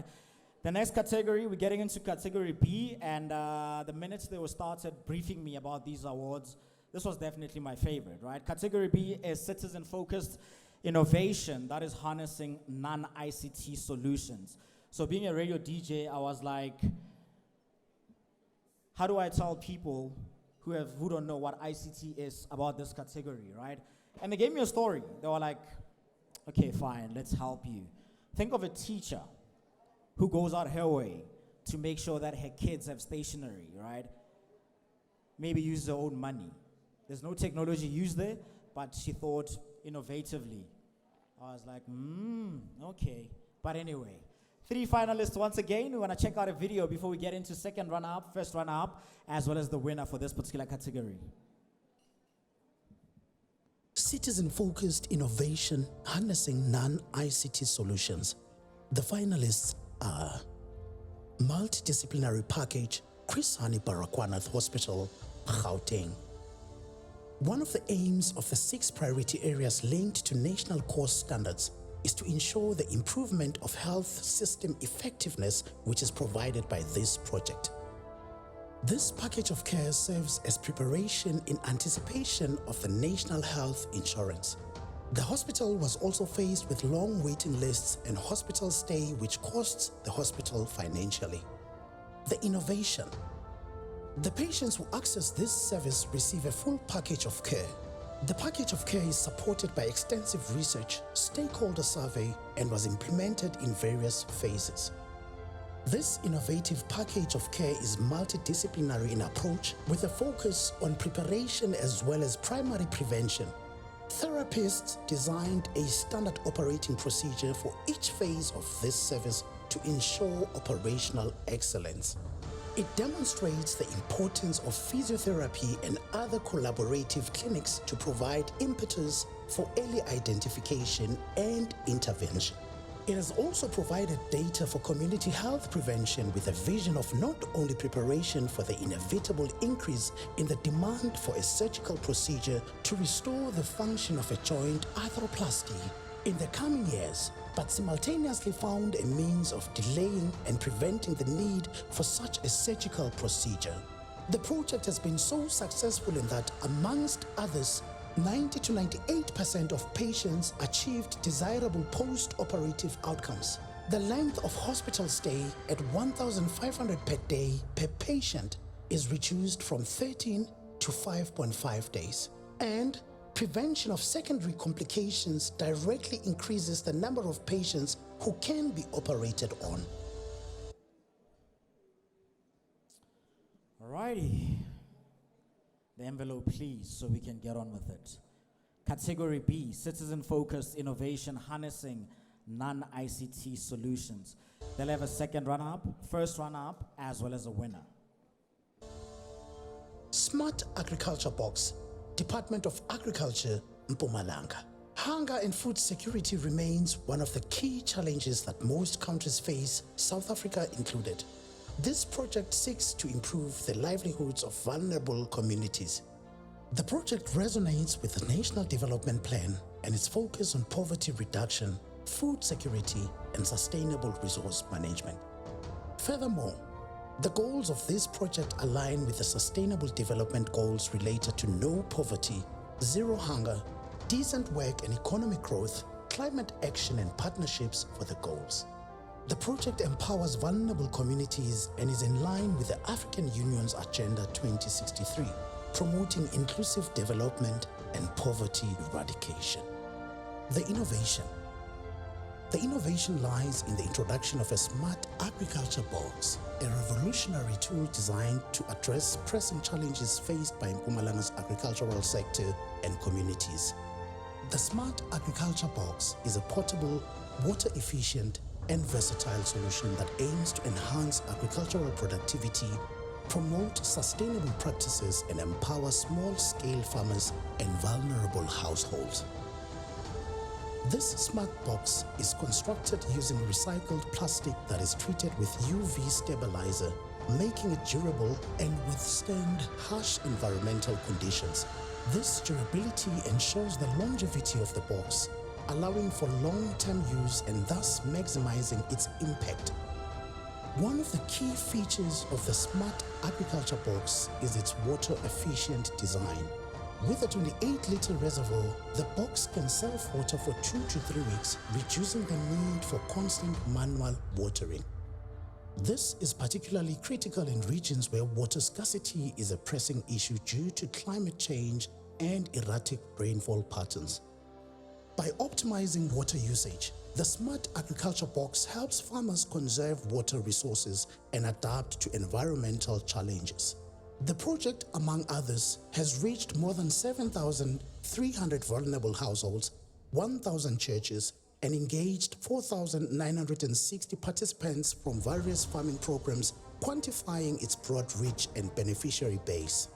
Ensures rapid vegetable harvests within 3 weeks of planting, and enables beneficiaries to feed vulnerable people. Little Movements, Chris Hani Baragwanath Hospital, Gauteng. Internationally, the average age of a cerebral palsy diagnosis is between 1 and 2 years of age. Cerebral palsy is one of the leading causes of disability in children, with prevalence of 10 to 1,000 in South Africa. Prior to the establishment of the General Movement Assessment GMA clinic, many children were only referred for therapy once they presented with more overt and severe impairments leading to cerebral palsy. This was frequently after 1 year of age, resulting in a delay in accessing therapeutic interventions during a critical period of neuroplasticity and childhood development. The use of magnetic resonance imaging, MRI, and cranial ultrasound are currently the most widely used tools in the diagnosis of neurological impairment. However, these are costly, time-consuming, and have long waiting lists. It is for this reason that the GMA was introduced to circumvent this cost and reduce waiting times for patients. The innovation. The GMA clinic provides infants with an assessment between 12 to 15 weeks through the observation of the infant's general movements, giving the therapist an indication of future neurological outcomes. All infants diagnosed with neonatal encephalopathy, hypoxia ischemic encephalopathy attend a follow-up clinic with the neurodevelopmental doctors where the occupational therapists are also present. Caregivers are given options for the assessment based on their accessibility to comply with the scheduled appointments. If the infant is within the correct age range, the occupational therapist will conduct the assessment at the clinic. This assessment involves the therapist watching a baby while on the bed, assessing movements, and there is no matching required. If the infant is attending a different clinic at the hospital, a face-to-face appointment with the occupational therapist is offered to alleviate financial and time burdens on the caregiver. If the caregiver is unable to attend a face-to-face appointment or has a preference, a telehealth option is provided, where the caregiver records a video of the infant and the occupational therapist will then review the video on their next appointment date.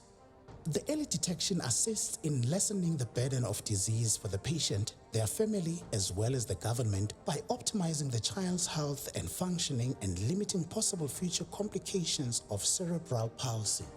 The families are also empowered through education on early childhood development and active role that they can play in preventing severe delays and disability. The time spent for assessment of each infant has been reduced from 30 minutes to approximately 1 to 2 minutes. This allows for increased patient numbers to be assessed by the same number of therapists. Now, ladies and gents, as somebody who used to love Dragon's Den, I actually just remembered something as I'm watching that, right? The first thing I said to Pierre Squandrad, who's from the CPSI, when I saw him here today to chat about these awards, I was like, so how sure are you guys that these things actually do exist? Because I've watched Dragon's Den. Some people would come there and propose for funding for ideas. Others actually have businesses running. And Pierre said to me, well, that's the thing. We have to go out there and see first if the thing does exist. And what he's actually said they found is some of the people that actually enter these awards undersell themselves because they don't understand how innovative what they've come up with actually is. So ladies and gents, it's not a small feat. These things do exist and people do actually push boundaries. With that said, we're gonna announce category B, second runner-up, first runner-up, as well as the overall winner. That is the citizen-focused innovation harnessing non-ICT solutions. We just saw all our 3 finalists, 2 from Gauteng and 1 from Mpumalanga. The second runner-up for citizen-focused harnessing non-ICT solutions is from Gauteng, Department of Health to be specific. Little movements, big possibilities.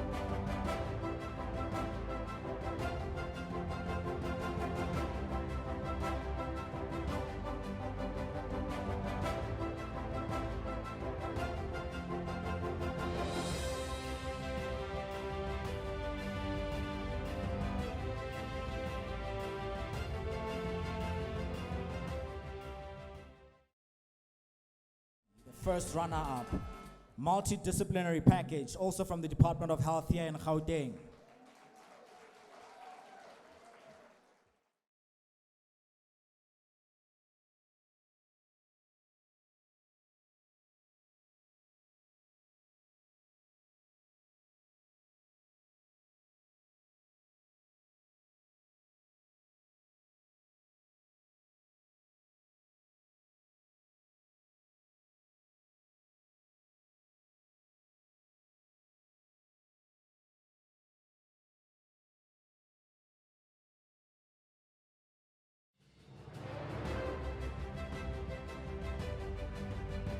And of course, we saw the videos as we announced the finalists. The big winner for citizen-focused harnessing non-ICT solutions is from Mpumalanga, Department of Agriculture, Rural Development, Land and Environmental Affairs, Smart Agriculture Box.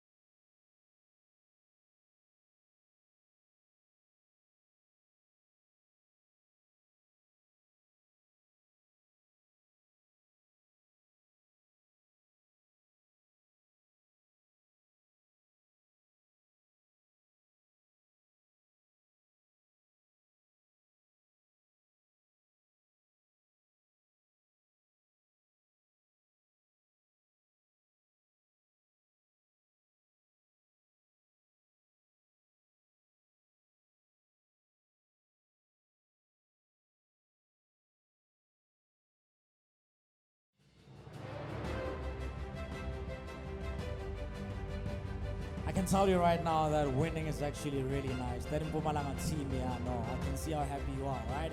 But remember, if you don't win, it's not the end of the world, right? There's always next year. The next category we're getting into is category C, that is the internal innovations, harnessing ICT or non-ICT solutions. Once again, we'll put up all the finalists on video. Internal innovation harnessing ICT or non-ICT solution. The finalists are Information Security Management System, Office of the Premier, Western Cape. The fourth industrial revolution requires departments to embrace technologies such as artificial intelligence to enhance service delivery and back office processes as part of our digital transformation journey. Unfortunately, the use of cutting-edge technologies also brings cybersecurity risks to the fore. The innovation. This information security system has enabled real-time data analysis and predictive threat identification to empower the province to preemptively address potential security incidents, provided protection of digital identities by leveraging on end-user behavior analytics to learn more about their working patterns and behaviors. We adapt our responses based on these machine learnings. This innovative approach minimizes the province's vulnerability exposure and enables it to take proactive measures to ultimately safeguard critical assets. The system also uses playbooks and automation rules to allow automated responses to multiple incidents and threats that are triggered by a security incident and event system. This frees up valuable time and allows resources to focus and investigate more complex threats. To further enhance the defense mechanism, a group of engineers monitors and responds to threats while leveraging the AI-enabled tools and technology. Western Cape provincial government have also adopted Know Before awareness training and perform monthly phishing simulations. By educating staff and simulating real-world phishing scenarios, we foster a security-conscious culture and whilst increasing our employees' cyber vigilance. The system has increased the secure score from 40 to 60% over a period of 12 months. Equally impressive is the marked reduction in our susceptibility to phishing attacks.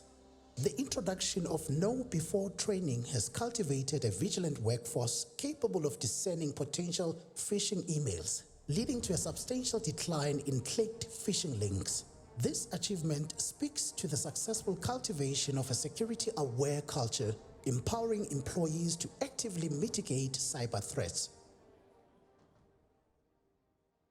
eThekwini Strat Hub, eThekwini Metro, KwaZulu-Natal. For many years, local government has generated massive amounts of data through interaction with citizens. Despite this, there has been little innovation to utilize data as a critical asset for improving operational efficiencies, governance, and resource allocation. The eThekwini Strat Hub uses data as critical infrastructure for decision making. The innovation. The hub leverages the power of existing digital infrastructure and data to build accessible and reliable decision-making support tools. This hub hosts a series of dashboards, indexes, and models which provide insights on various functions and operations of the municipality. Some of the dashboards currently available on the Strat Hub include, amongst others, the Road Crashes dashboard that provides an overview of road crash incidents across the city. The Flood Impact dashboard, which facilitated real-time reporting during the April 2022 flood events. And the State of Safety dashboard, which gives a view of the status of safety across the metro. The city currently has approximately 12 dashboards active on the platform along with other strategic tools. These tools include the Livability Index, Open SDG Portal, Green Book Metro View, and the OpenGIS data, all of which are available to the public. This platform is freely available as a means to enhance citizen engagement and participatory governance. The Strat Hub has, for the first time, integrated more than 20 data sets into a data lake for ease of accessibility by all relevant officials and citizens. Another example of impact is the recently completed environmental health app, which has seen full digitization and automation of all inspection forms. Initially, the health unit spent more than 1 million rand per annum on printing forms for inspections. There are about 171 environmental health practitioners. Each conduct an average of 4 inspections per day. Each inspection required 5 pages on average. It costs the city 1 rand to print each page. A ream of paper costs the city about 130 rands. About 3,420 pages were used per day. Each inspection took about 1 hour 30 minutes, and it took much longer to respond to health hazards due to lengthy inspection times, and turnaround times are now shorter. IM Emergency Medical Services Service Desk Application, Department of Health, Western Cape. Organizations typically provide administrative support services including people management activities, information requests, and equipment processes to their staff. These support processes often play an integral role in enabling personnel to perform customer or patient-facing actions in a timeous manner. The efficiency of processing and ultimately the resolving of requests is therefore key to effective quality service delivery. Emergency medical services staff are on the road most of the time, and accessing support staff services is challenging in most time. This was the motivation behind the deployment of the EMS Service Desk solution. The innovation. The IM EMS Service Desk application enables staff access to support services including HR, finance, amongst others. The digital interface provides real-time reporting and promotes efficiency. Furthermore, it enables tracking of submitted requests and is accessible 24/7. The online service desk streamlines the process of handling staff requests and queries.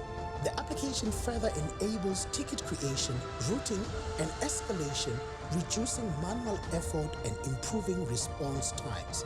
With automated processes, employees can focus on more value-adding tasks rather than spending time on manual data entry and administrative tasks. Ladies and gents, those are your finalists for category C, that is internal innovations, harnessing ICT or non-ICT solutions. Now, I'm actually inspired by the team from Mpumalanga. Thank you very much, Ms. K. I'm inspired by the team from Mpumalanga. I realize that the more the merrier. It's a lot more fun when you have a lot of people behind you. So I've decided to ask the acting executive director of the Center for Public Service Innovation, Umam Lydia, to come join us on stage, because it's fun when there's a lot of people, right? Thank you very much, Mpumalanga, for that. Now, We know the finalists. It's time to announce the second runner-up, first runner-up, as well as the big winner for category C. Like we've been doing, we'll start with the second runner-up for category C, that is internal innovations, harnessing ICT or non-ICT solutions. And we'll start in KZN. eThekwini Strat Hub is the second runner-up for this.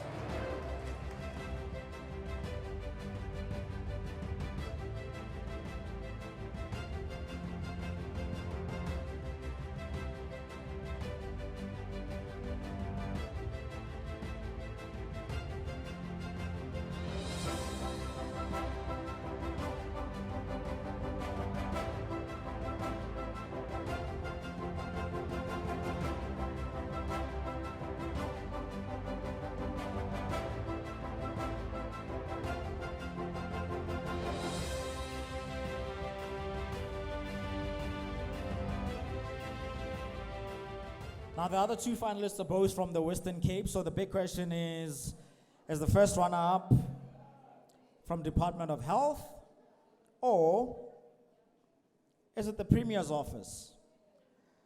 The Premier's office takes the first runner-up with the Information Security Management System, Western Cape.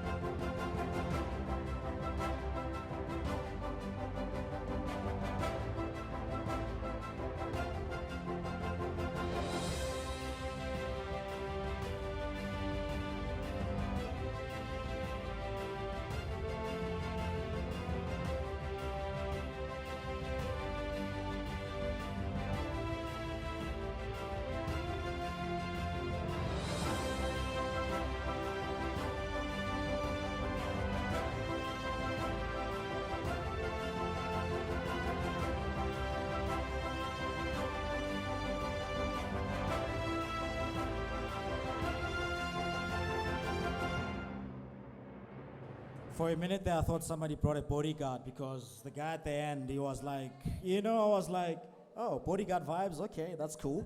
Anyway, category C winner, I am EMS Desk Application Service from the Department of Health, also in the Western Cape.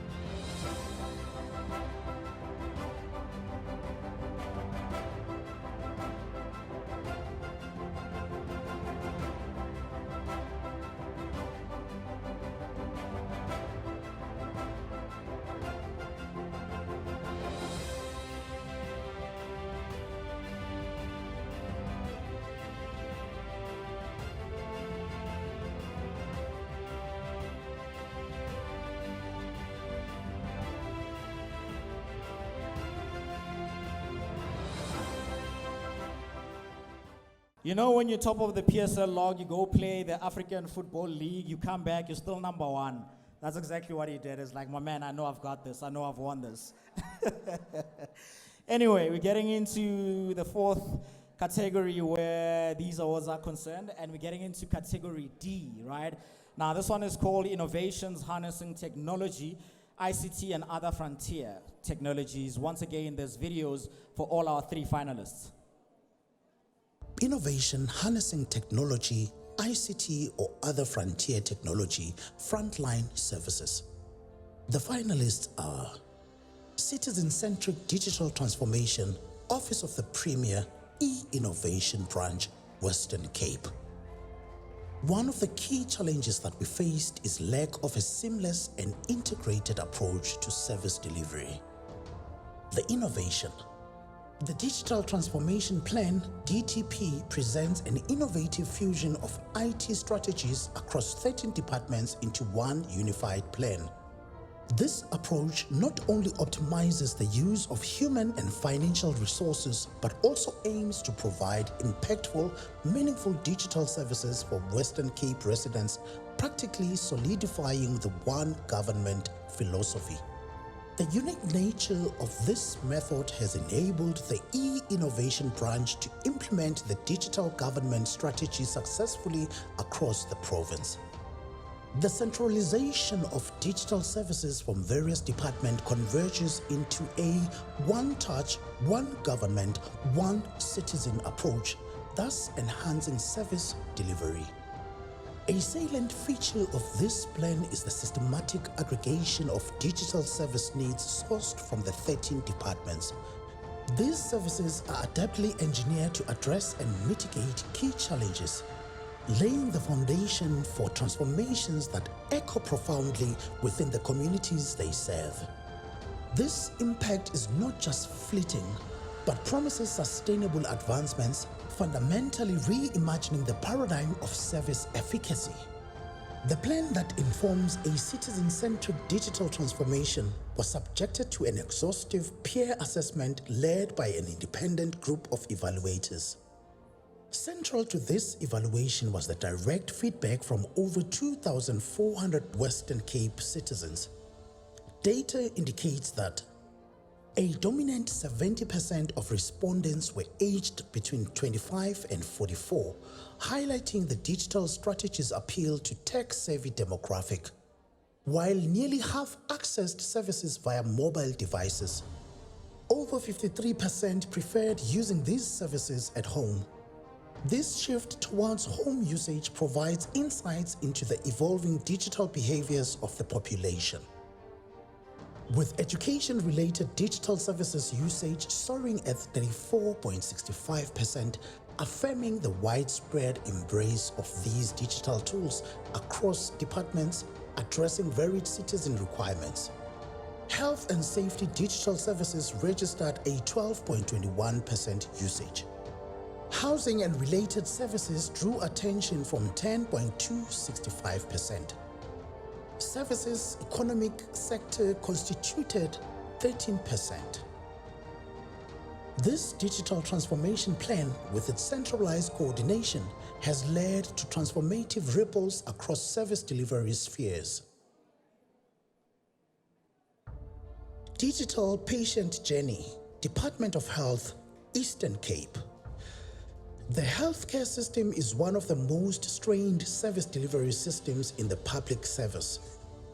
Many healthcare facilities still manage patient records in a manual and fragmented way, leading to loss of medical records. This further leads to medico-legal claims, which often the government loses due to lack of incomplete medical records. The need to optimize service delivery led to this initiative. The innovation. The Health Management System, HMS system, is purpose-built to function seamlessly within the SA digital health ecosystem and guided by the South African Digital e-Health Strategy and Health Normative Standards Framework. This solution enables interoperability, thus facilitates the exchange of patient information across different systems. This capability ensures the creation of a unified patient medical record, making crucial health data easily accessible and available to authorized healthcare providers. It further enhances patient care, streamlines workflows, fosters better communication and coordination among healthcare teams. 27 hospitals in the Eastern Cape and 4 hospitals in the Free State have migrated from a traditional manual patient administration revenue and patient management system to an integrated digital health ecosystem using this solution. This innovation has the following benefits: enhanced patient care, streamlined operations, including amongst others, patient registration, appointment scheduling, and billing and revenue management, thus reducing the administrative burden. Better understanding of patient demographics and utilization patterns, enabling hospitals to optimize resource allocation. Enhanced interconnectivity, thus enabling integration capabilities amongst hospitals in both the Eastern Cape and Free State provinces to seamlessly exchange patient data and medical records. And ensure data-driven healthcare decision-making by generating comprehensive reports and analytics, allowing healthcare administrators and policymakers to identify trends, patterns, and areas of improvement. Linkage to care, Mitchell's Plain Hospital, Western Cape. Paper-based systems are inefficient in that they are slow, prone to error, and demand significant physical resources and especially time. This is evident in the referral of patients between healthcare facilities and community-based services. The innovation. This automated digital system was created to streamline the referral of any patient. The solution allows healthcare workers to readily complete these referrals from their own devices or computers without leaving the patient's bedside. The key features include quick response. QR codes providing access to a digital form were placed in clinical areas. This link was distributed through routine digital communication channels. Clinicians can enter relevant referral data at the bedside via cell phone or computer. On submission, the data automatically generates and emails a copy of the referral form to the coordinator at substructure or district office. The information can immediately be sent on to the relevant community health worker. On completion of the home visit, the community health worker can elect to provide feedback through means of a short online form. It automatically provides real-time feedback to the referring clinician regarding the continuum of care. A real-time record of referrals and associated data is automatically immediately captured and populated onto a dashboard for purposes of monitoring, evaluation, and planning further service developments according to utilization trends. The data generated through this solution saves managers as well as clerks time needed to manually capture referral data as was previously done. Raw data is also saved in a secure database for analysis in referral trends. Further data analysis in terms of clinical discipline referrals for community-based services were 4. Internal medicine, 42.7%. Emergency medicine, 39.5%. And child health, 10.7%. The referrals were also analyzed in terms of the following patient categories, including adult health, 44.1%, tuberculosis, 26.2%, child health, 12.9%, mental health, 11.9%, and women's health, 5%. As part of this initiative, community health workers received further palliative care training to address the needs more adequately. As such, the intervention resulted in a responsive, agile healthcare system.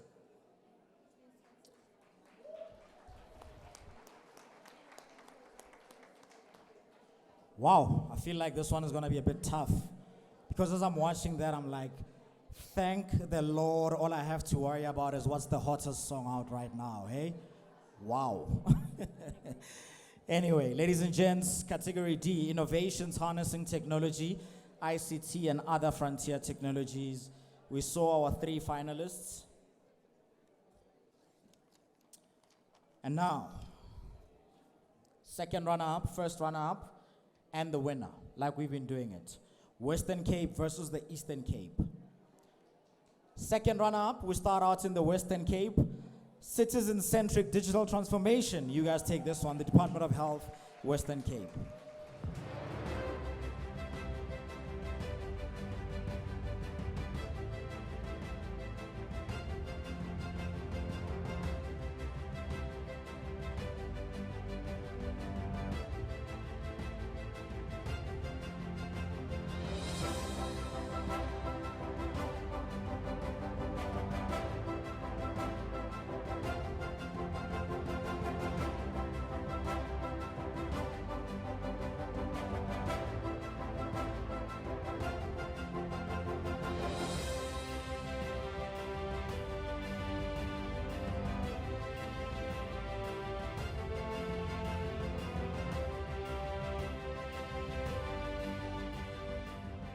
You know, I actually think I mentioned this earlier on, but what I like about these awards is that besides the winners, besides obviously having this nice event and an after party after this, by the way, I feel like that actually encourage peers and all of that when you go back home and you show them that, look, we won, we came second, we did this and that, right?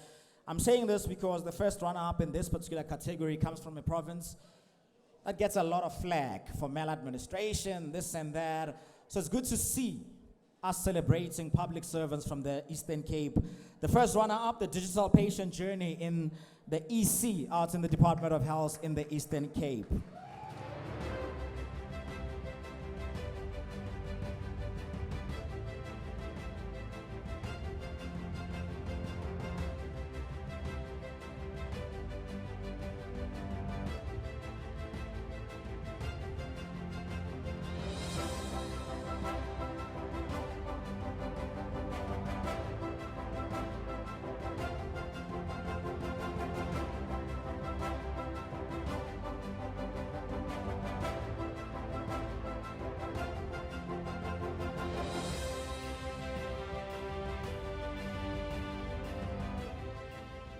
And that, ladies and gents, basically means the big winner for category D, Innovations Harnessing Technology, has to be from the Western Cape, the Department of Health. Linkage to Care. Let's go!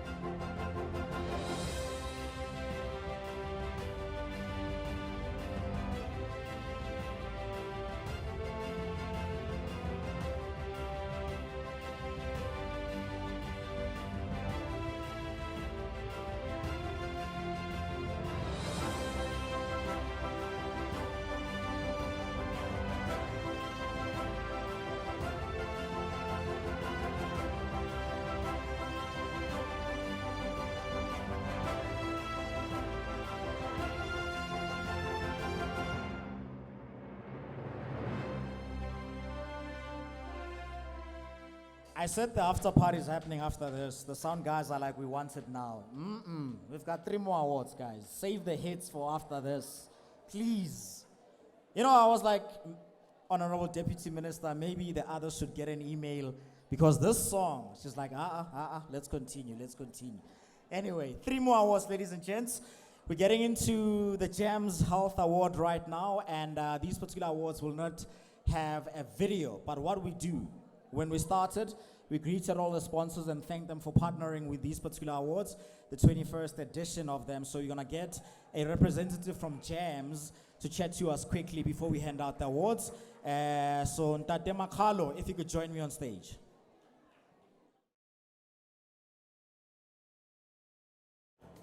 Thanks very much, ladies and gentlemen. Good evening. I think I will also say all protocol observed. As GEMS, we are very happy to be part of this event, and it is very important for us to be able to ensure that innovation within the public service gets to be rewarded.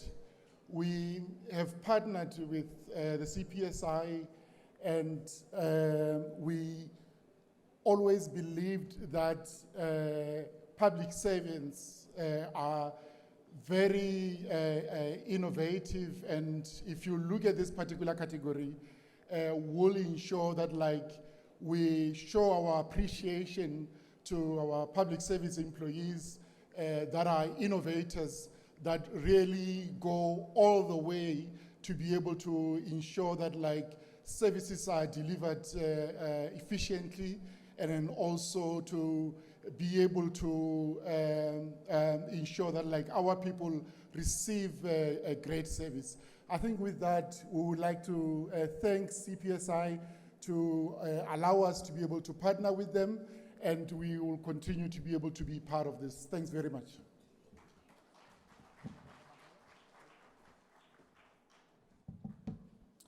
Thank you very much. That is Mr. Makalo all the way from GEMS, talking about the GEMS Health Award.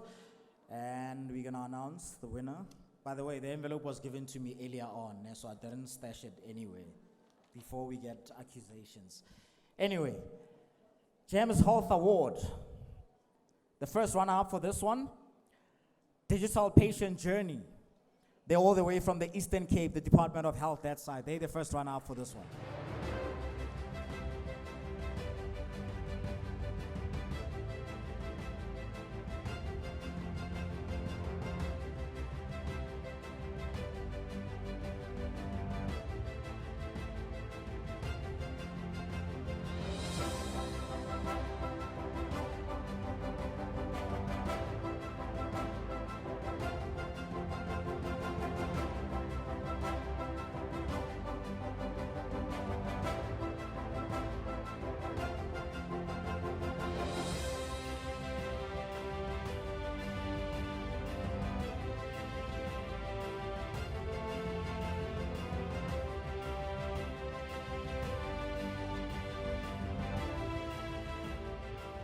With that said, ladies and gents, the GEMS Health Award winner for 2023, Linkage to Care, Department of Health out in the Western Cape.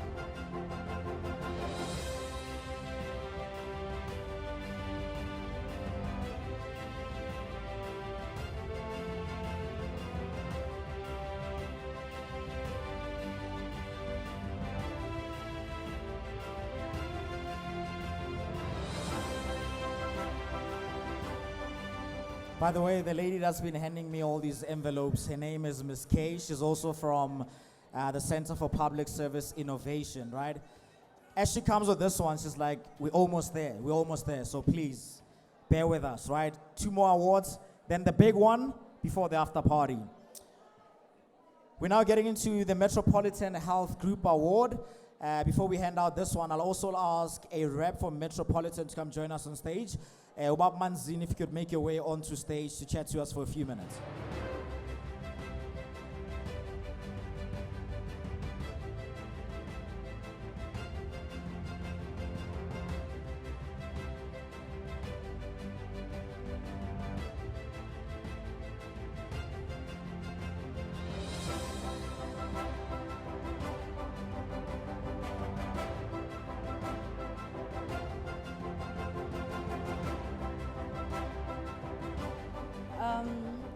To the Honorable Deputy Minister, senior leaders in government, ladies and gentlemen, distinguished guests, good evening. Molweni. We're quite honored as Metropolitan Health to be partnering with key government entities in recognizing innovation within government ranks. We are quite excited, Deputy Minister, to be part of this event, because as an organization, we are actually keen on seeing innovation, especially within the promotion of and the access to healthcare. As you may appreciate that as a health business, we strive for the provision of more access to healthcare for as many South Africans as possible, for as little amount of money as possible. So it is quite a privilege for us to be partnering with the DPSA in particular, and all of you ladies and gentlemen. Thank you so much, sir. Thank you.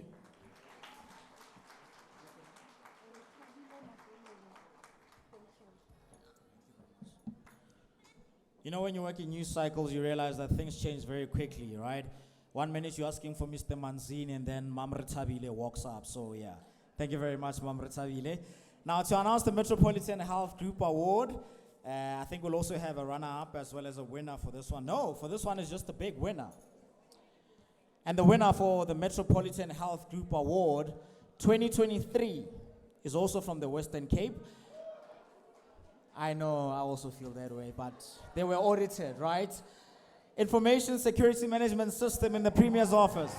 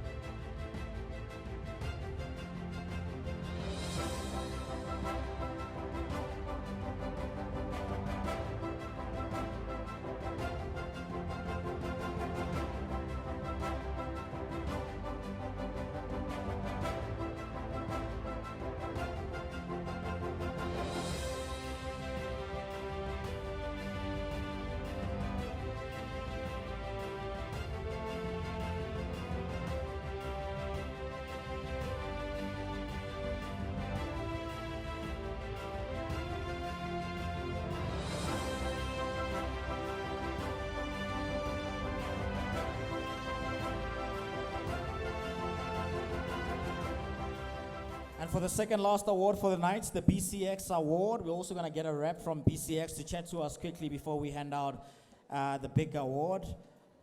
This time around, I'm hoping Mr. walks up. Mr. Mutapo from BCX, if you could join us on stage.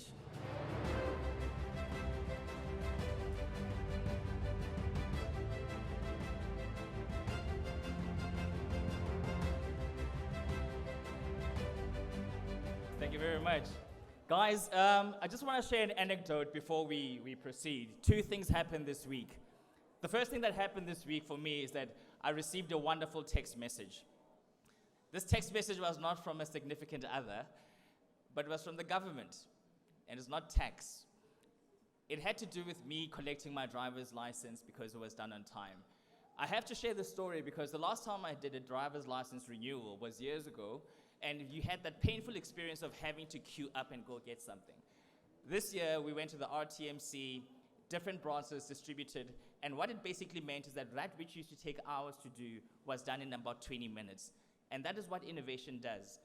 The true measure of a government and how it is going to progress is based on how its ability, or rather its ability to adapt, evolve, and basically innovate.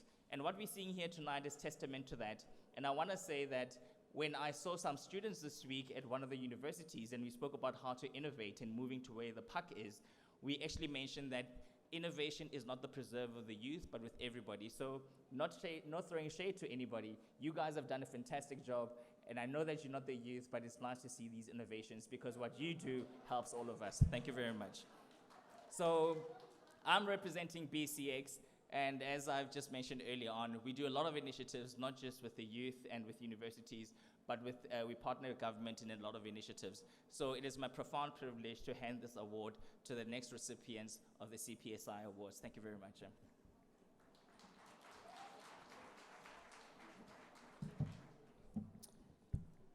Guys, I'll tell you this.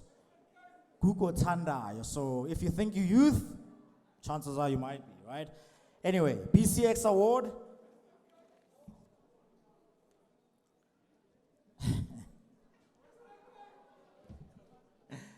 Does anybody want to guess where they come from, the winners? You've got that one right. 2023 BCX Award winner, department in the Premier's office, Western Cape Information Security Management System.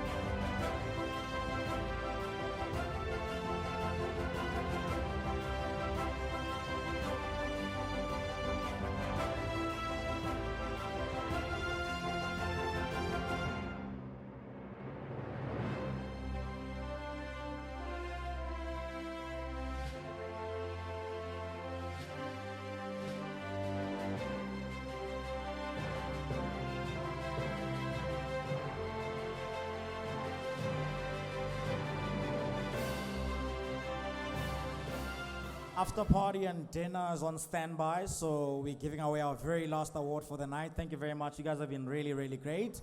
Love the energy and all of that, right? Before we give away the last award, I'd like Lydia to come back on stage. Lydia, just before we give away the very last award. And that big one is actually the Innovator of the Year. Remember, we gave away awards to categories A, B, C, and D. So the winners of those 4 categories actually stand a chance to being the overall winner for Innovator of the Year for 2023. That's for the 21st edition of the Public Sector Innovation Awards.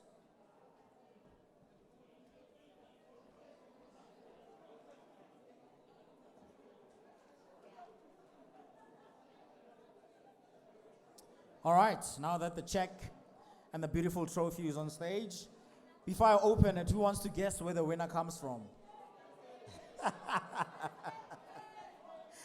Let's see. Ladies and gents, the 2023 Innovator of the Year. Whew. Remember my story about 5-2. They almost got there. Ladies and gents, Innovator of the Year for 2023. Water Saving Initiative, Department of Health out in the Western Cape.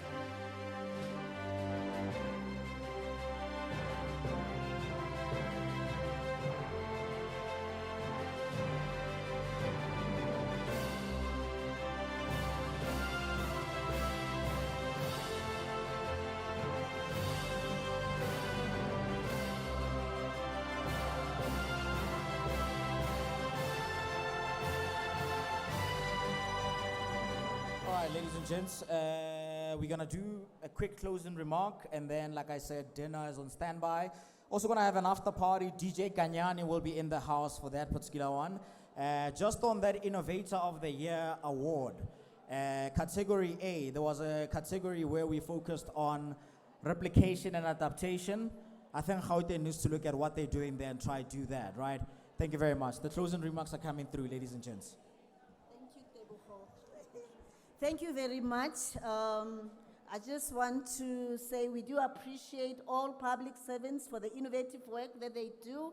And please don't be surprised, we had so many of Western Cape.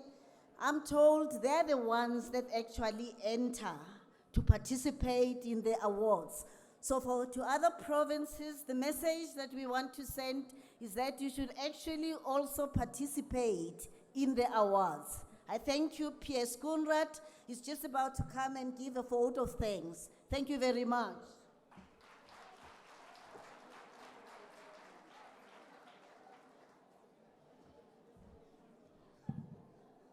Good evening, everyone, and thank you. I can go on and on and on, but I think everyone wants to hear the DJ. My job is to say thank you to everyone, and it's sort of an anticlimax because, you know, we're done, we want to go and party and so on and so on. But I really need to appreciate the hard work that has been done by so many. And if I don't mention you, There's a very simple reason. My phone is on 2% power, and therefore, if your name is not there, it means it was lower on the list. And my excuse will be the phone has died. Thank you so much to our Deputy Minister, Philani Majake, for being here again. I won't tell you all the stories about her, but we managed to get her to participate in midnight pitches during hackathons. So she's really dedicated to this innovation initiatives of us, and thank you so much for honoring us once again. To our wonderful leader, our acting executive director, we start to forget about the acting because she's been acting for so long. Our executive director, thank you so much for the leadership and bringing us all together as a team. Our MC, didn't he do a wonderful job? Yes. When they normally say DJ, I switch off because, you know, I'm in that age category where it doesn't matter. But he was spot on in everything that he's doing. And our DJ Kanyani, if I have got it correctly, is going to light up the stage hereafter. Thank you so much for being here. Our adjudicators, finalists, and auditors, thank you for a stunning job. We always fight with the adjudicators, but I'm sure that all the finalists, all the winners will take the side of the adjudicators for tonight. To the geeks, Tiani, Misho, you'll see them. Many of you would not know that the registration system, this nice program and all of this were developed by young South African geeks, as they call themselves. It's a home-built initiative by the youth of South Africa, and that's why we are using it. It is stunning. Every event, there's something added and something new. Thank you so much. To the colleagues, so many colleagues worked on so many different things. So I'm going to ask the colleagues to just please come forward, join us on stage, and don't let me beg you, please move quickly to the stage so that we can just acknowledge them. From running around tonight to get everything sorted, to crisscrossing the country, you would not believe that each and every of these projects were visited to verify, making sure that they that they promise or that they've done what they've promised.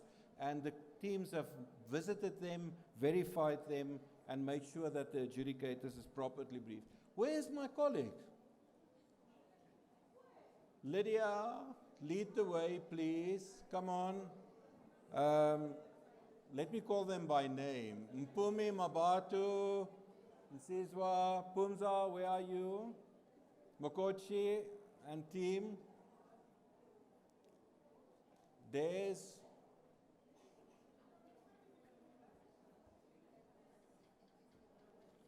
You are standing between the DJ and... there's KG.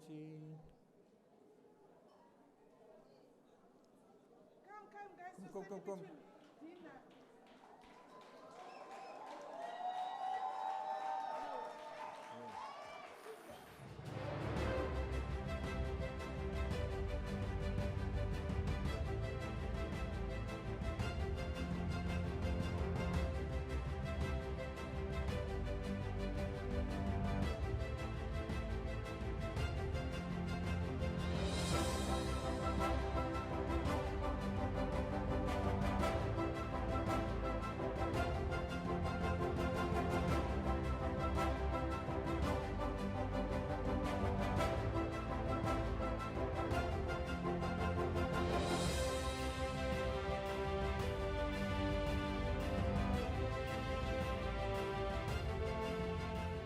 Can I just ask Pumza Magula to just step forward? And where is Mpo?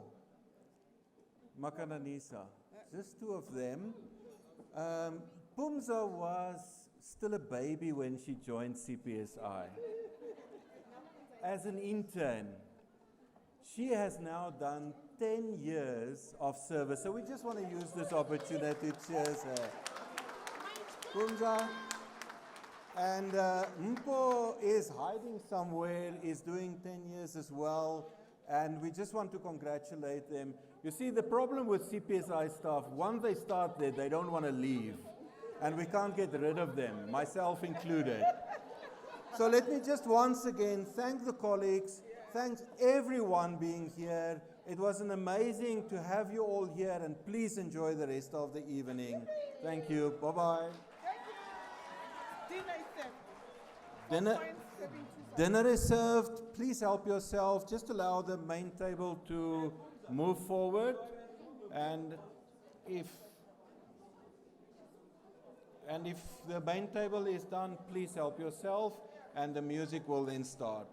Have a good evening.